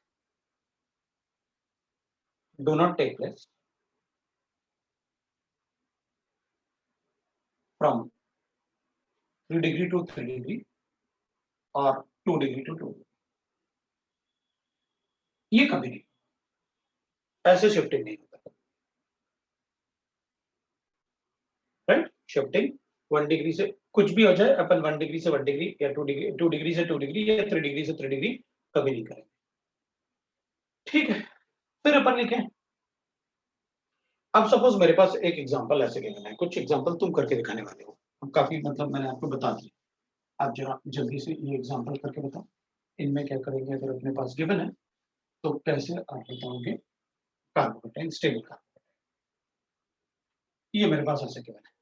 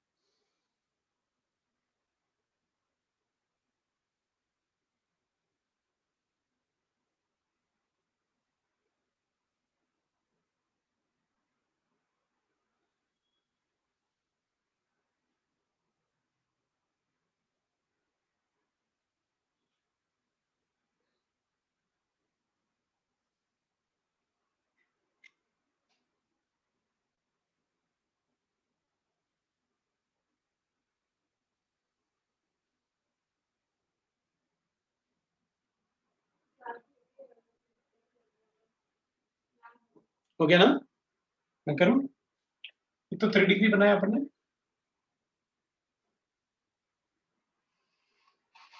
ये प्रोडक्ट है। देख यहां पर ना अपन दोनों बना के देख लेते हैं, ठीक है? यहां पर अपन दोनों बना के देखते हैं, एक ये भी बनेगा और ये भी बनेगा, फिर अपन स्टेबिलिटी चेक कर लेंगे। जैसे अपने पास ये है ना, तो CH3 है, C पॉजिटिव चार्ज है, इधर NH2 है, इधर CH2 है, इधर CH है, इधर OH है और CH3 है। इधर अपन कहेंगे CH3 है, इधर अपन ने ना इधर ये 1 पर माइग्रेट किया इधर, और इधर 2 को, ये 1 ले लेते हैं अपन, इधर 2 ले लेते हैं, 2 को माइग्रेट करते हैं। अब अपन इसको NH2 लिखते हैं और इसको CH2 करते हैं, और इधर कार्बन पे पॉजिटिव चार्ज, इधर OH लिखते हैं और CH3, ये है। अब अपन चेक करेंगे कि दोनों में से ज्यादा स्टेबल कौन है। अपन कहेंगे भाई ये भी ऑक्टेट कंप्लीट कर सकता है, ये भी ऑक्टेट कंप्लीट कर सकता है, ज्यादा स्टेबल कौन सा वाला? ऑक्टेट कंप्लीशन तो दोनों में, तो अपन कहेंगे नाइट्रोजन पे पॉजिटिव चार्ज ज्यादा स्टेबल हो गया। ये वाला शिफ्टिंग करूंगा, ये वाला नहीं करूंगा, से कुछ सबको समझ। सेम रीजन फॉर दिस, यहाँ पर प्लस में इफेक्ट है, वहां पर नहीं, राइट? यहाँ पर अपन करेंगे शिफ्ट, तो बेंजाइलिक तो बनेगा लेकिन NO2 विड्रॉइंग ग्रुप है, उधर शिफ्ट करूंगा तो बेंजाइलिक तो बनेगा लेकिन उधर प्लस एम ग्रुप है। तो ऑब्वियस ही बात है, इलेक्ट्रॉन रिलीजिंग ग्रुप होगा तो स्टेबिलिटी ऑफ कार्बोकेटाइन बढ़ेगा। तो अपन यहाँ पर ऐसे करें। किसी को डाउट है तो बोलो। इधर CH2, फिर एक और CH2 बन जाएगा, इधर CH पॉजिटिव चार्ज लिखेंगे अपन, एंड दैट्स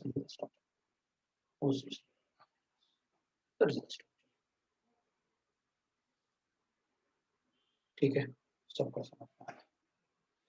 तो अपन तो एक बात ध्यान रखेंगे कि भाई आप तो माइग्रेट करो, और माइग्रेट करके ये चेक कर लो कि भाई सबसे ज्यादा स्टेबल कौन बना हुआ है। जो जिसके माइग्रेशन से सबसे ज्यादा स्टेबल कार्बोकेटाइन बन जाए, बस माइग्रेट कर दो, बाकी अपन को कुछ नहीं सोचना। जिसके माइग्रेशन से मुझे सबसे ज्यादा स्टेबल कार्बोकेटाइन मिल जाए, मैं उसको माइग्रेट कर दूं। अब माइग्रेशन टाइप ही कुछ होता है, that is called ring expansion and contraction, expansion and ring contraction, and ring contraction.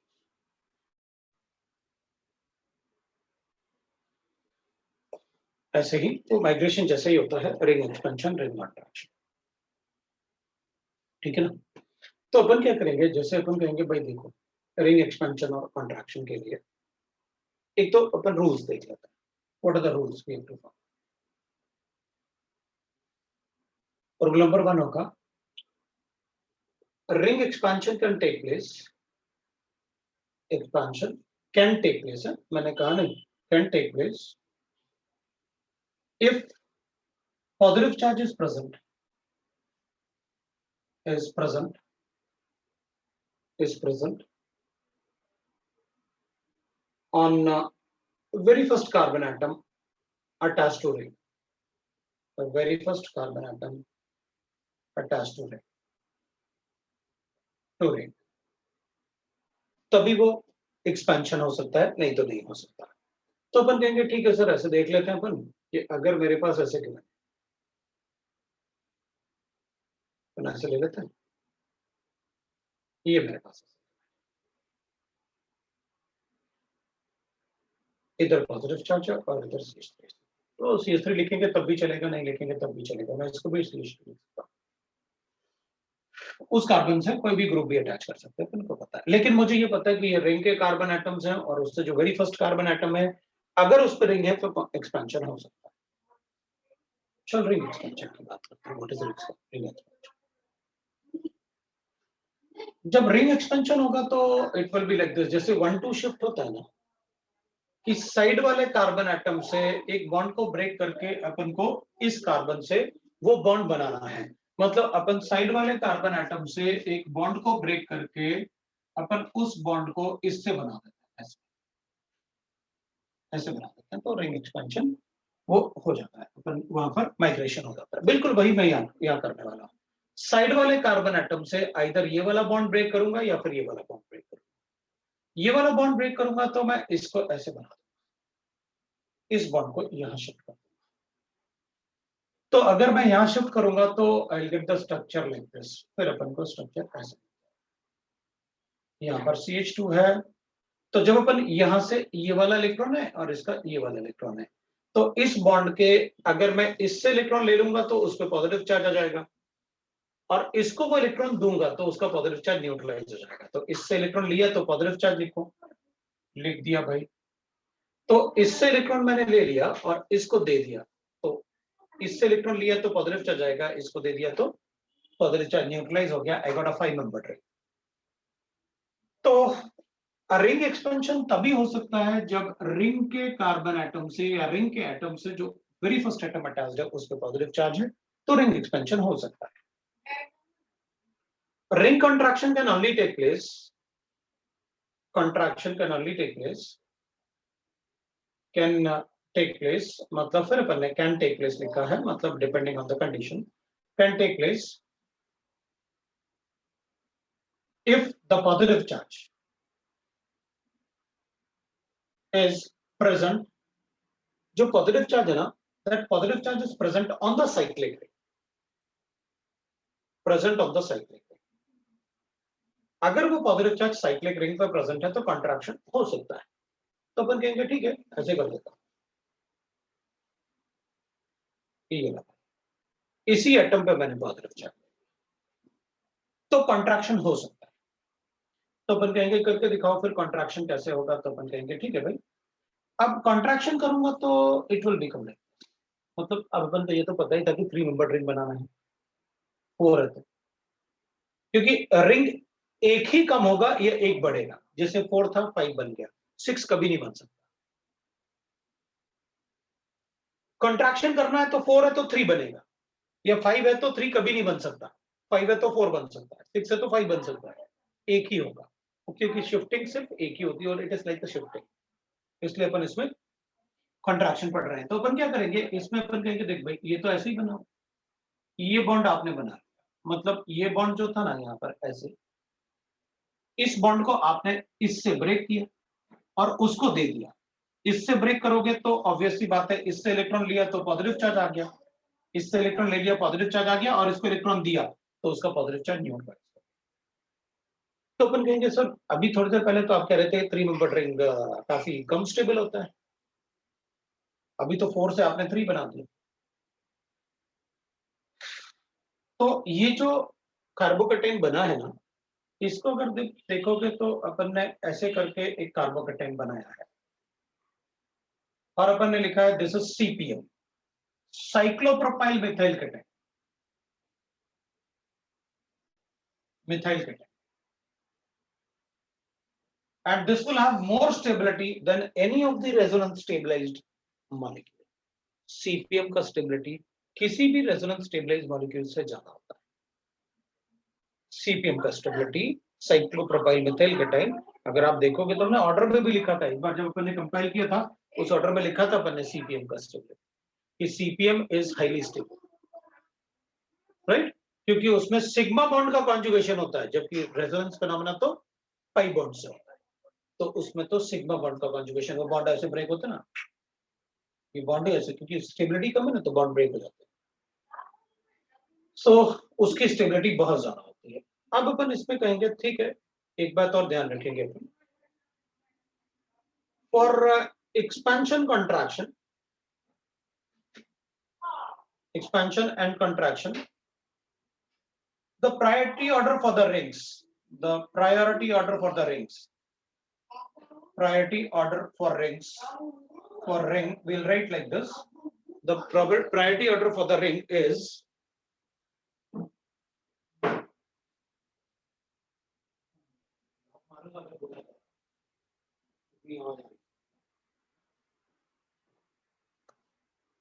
सो अपन कहेंगे भाई देखो, अगर 3 मेंबर्ड की प्रायोरिटी ज्यादा होगी 4 मेंबर्ड से, वो तो अभी देख लिया अपन ने क्योंकि CPM बनेगा। 3 मेंबर्ड की प्रायोरिटी ज्यादा होगी, priority order for the ring अपन किसको ज्यादा प्रायोरिटी देंगे बनाने के, 3 को ज्यादा देंगे 4 से, 5 को ज्यादा देंगे 4 से, 6 को ज्यादा देंगे 5 से, क्योंकि 6 तो सबसे ज्यादा स्टेबल होता है, 6 को ज्यादा देंगे 7 से, 7 को ज्यादा देंगे 8 से, 8 से ज्यादा जनरली अपन से क्वेश्चन नहीं आता है, तो अपन रुक जाते हैं, क्योंकि अभी अपन रिंग्स के बारे में काफी कुछ पढ़ेंगे, तो अपन रिंग्स में यहाँ रुक जाते हैं। अगर 4 मेंबर्ड होगा तो मैं उसको 3 में भी कन्वर्ट कर सकता हूँ, क्योंकि सीपीएम बनेगा, लेकिन वो 3 में तभी कन्वर्ट करूंगा जब वो कॉन्ट्रैक्शन हो रहा हो। अगर positive charge very first atom पे है तो मैं 4 से फिर 5 में कन्वर्ट करूंगा, और 5 है तो 6 में कन्वर्ट कर लूंगा। 5 है तो 6 में तभी कन्वर्ट करूंगा ना जब मतलब ऐसे गिवन हो, नहीं तो अपने आप थोड़ी कन्वर्ट कर दूंगा ऐसे। एक्सपेंशन हो सकता है तब करूंगा, नहीं तो नहीं करूंगा। और ये प्रायोरिटी ऑर्डर्स हैं, अपन देख लेंगे उसमें, रिंग कॉन्ट्रैक्शन एक्सपेंशन मैं आपको बताऊंगा। एक बात का ध्यान रखेंगे, if positive charge is resonance stabilized, resonance stabilized, then no contraction or expansion, contraction और expansion फिर नहीं होगा। मतलब ये पॉजिटिव चार्ज कभी रेजोनेंस स्टेबलाइज नहीं होना चाहिए, क्योंकि अगर वो रेजोनेंस स्टेबलाइज है तो भाई आप जो एक्सपेंशन कॉन्ट्रैक्शन कर रहे हो वो भी तो स्टेबिलिटी के लिए कर रहे हो। अगर रेजोनेंस स्टेबलाइज है तो फिर क्यों करेंगे अपन उसमें एक्सपेंशन कॉन्ट्रैक्शन, फिर नहीं करेंगे।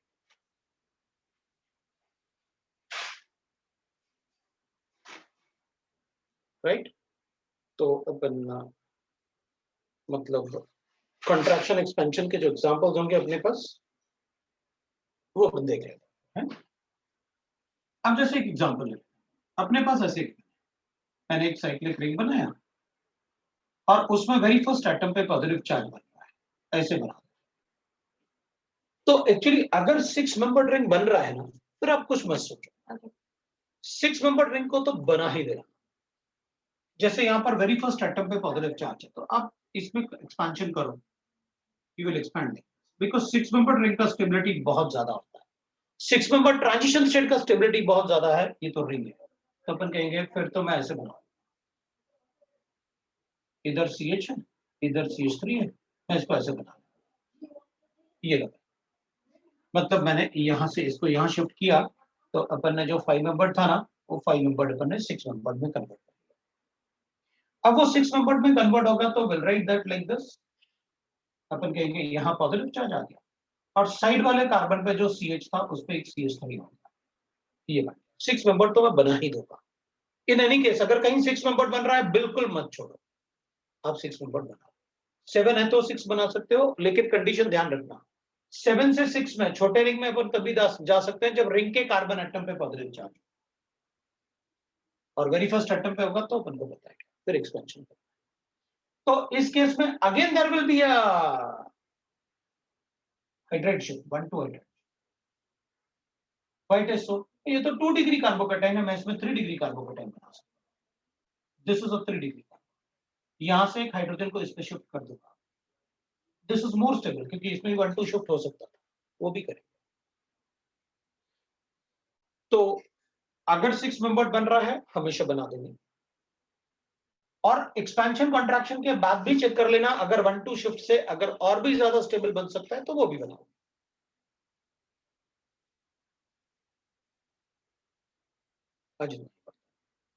नेक्स्ट क्लास में अपन कंटिन्यू करेंगे। डाउट्स भी ध्यान रखना आप अपने, आपके पास डाउट्स भी हैं, और आप राइट, वेडनेसडे को हॉलीडे है, तो मैं वेडनेसडे से पहले काफी कुछ करना चाहूंगा, मतलब इसी वीक में करते हैं ना बेटे, मतलब बाद में करेंगे उससे अच्छा इसी वीक में करते हैं ना, इस वीक में करेंगे तो ज्यादा बेटर रहेगा। तो मैं कुछ कुछ एक एक चैप्टर करके मैं करता हूँ कुछ ऐसे, तो आपको बता, वेडनेसडे को अपन देख लेते हैं। वेडनेसडे को मैं चाहूंगा कि ठीक है, वेडनेसडे को आपके डाउट्स के लिए मैं कुछ ऐसे कर लेता हूँ, क्लास थोड़ा लगा लूंगा, जिस स्टूडेंट को पढ़ना होगा तो वो आ जाएगा, तो अपन कर लेंगे, ठीक है। तो आज अपन यहीं तक रुक जाते हैं, नेक्स्ट टाइम अपन कंटिन्यू करेंगे, और कोई भी अगर ऐसा कंसेप्ट या कोई भी ऐसा वर्ड आता है जो अपन को नहीं पढ़ा, अपन तुरंत उसे पढ़ लेंगे। अब अपन रुकेंगे, ठीक है। तो चलो फिर आज इतना ही पढ़ते हैं, नेक्स्ट टाइम के लिए होमवर्क में बताता हूँ, मैं कोऑर्डिनेशन कंपाउंड का शीट देख के ही बताता हूँ, मैं शीट देख के फिर बताता हूँ। वैसे भी आप एक काम कर सकते हो, आइसोमरिज्म से पहले वाले पार्ट एक्सरसाइज 1 से सॉल्व कर लो, पार्ट 1 पार्ट 2, आइसोमरिज्म से पहले वाला, ठीक है। चलो, थैंक यू।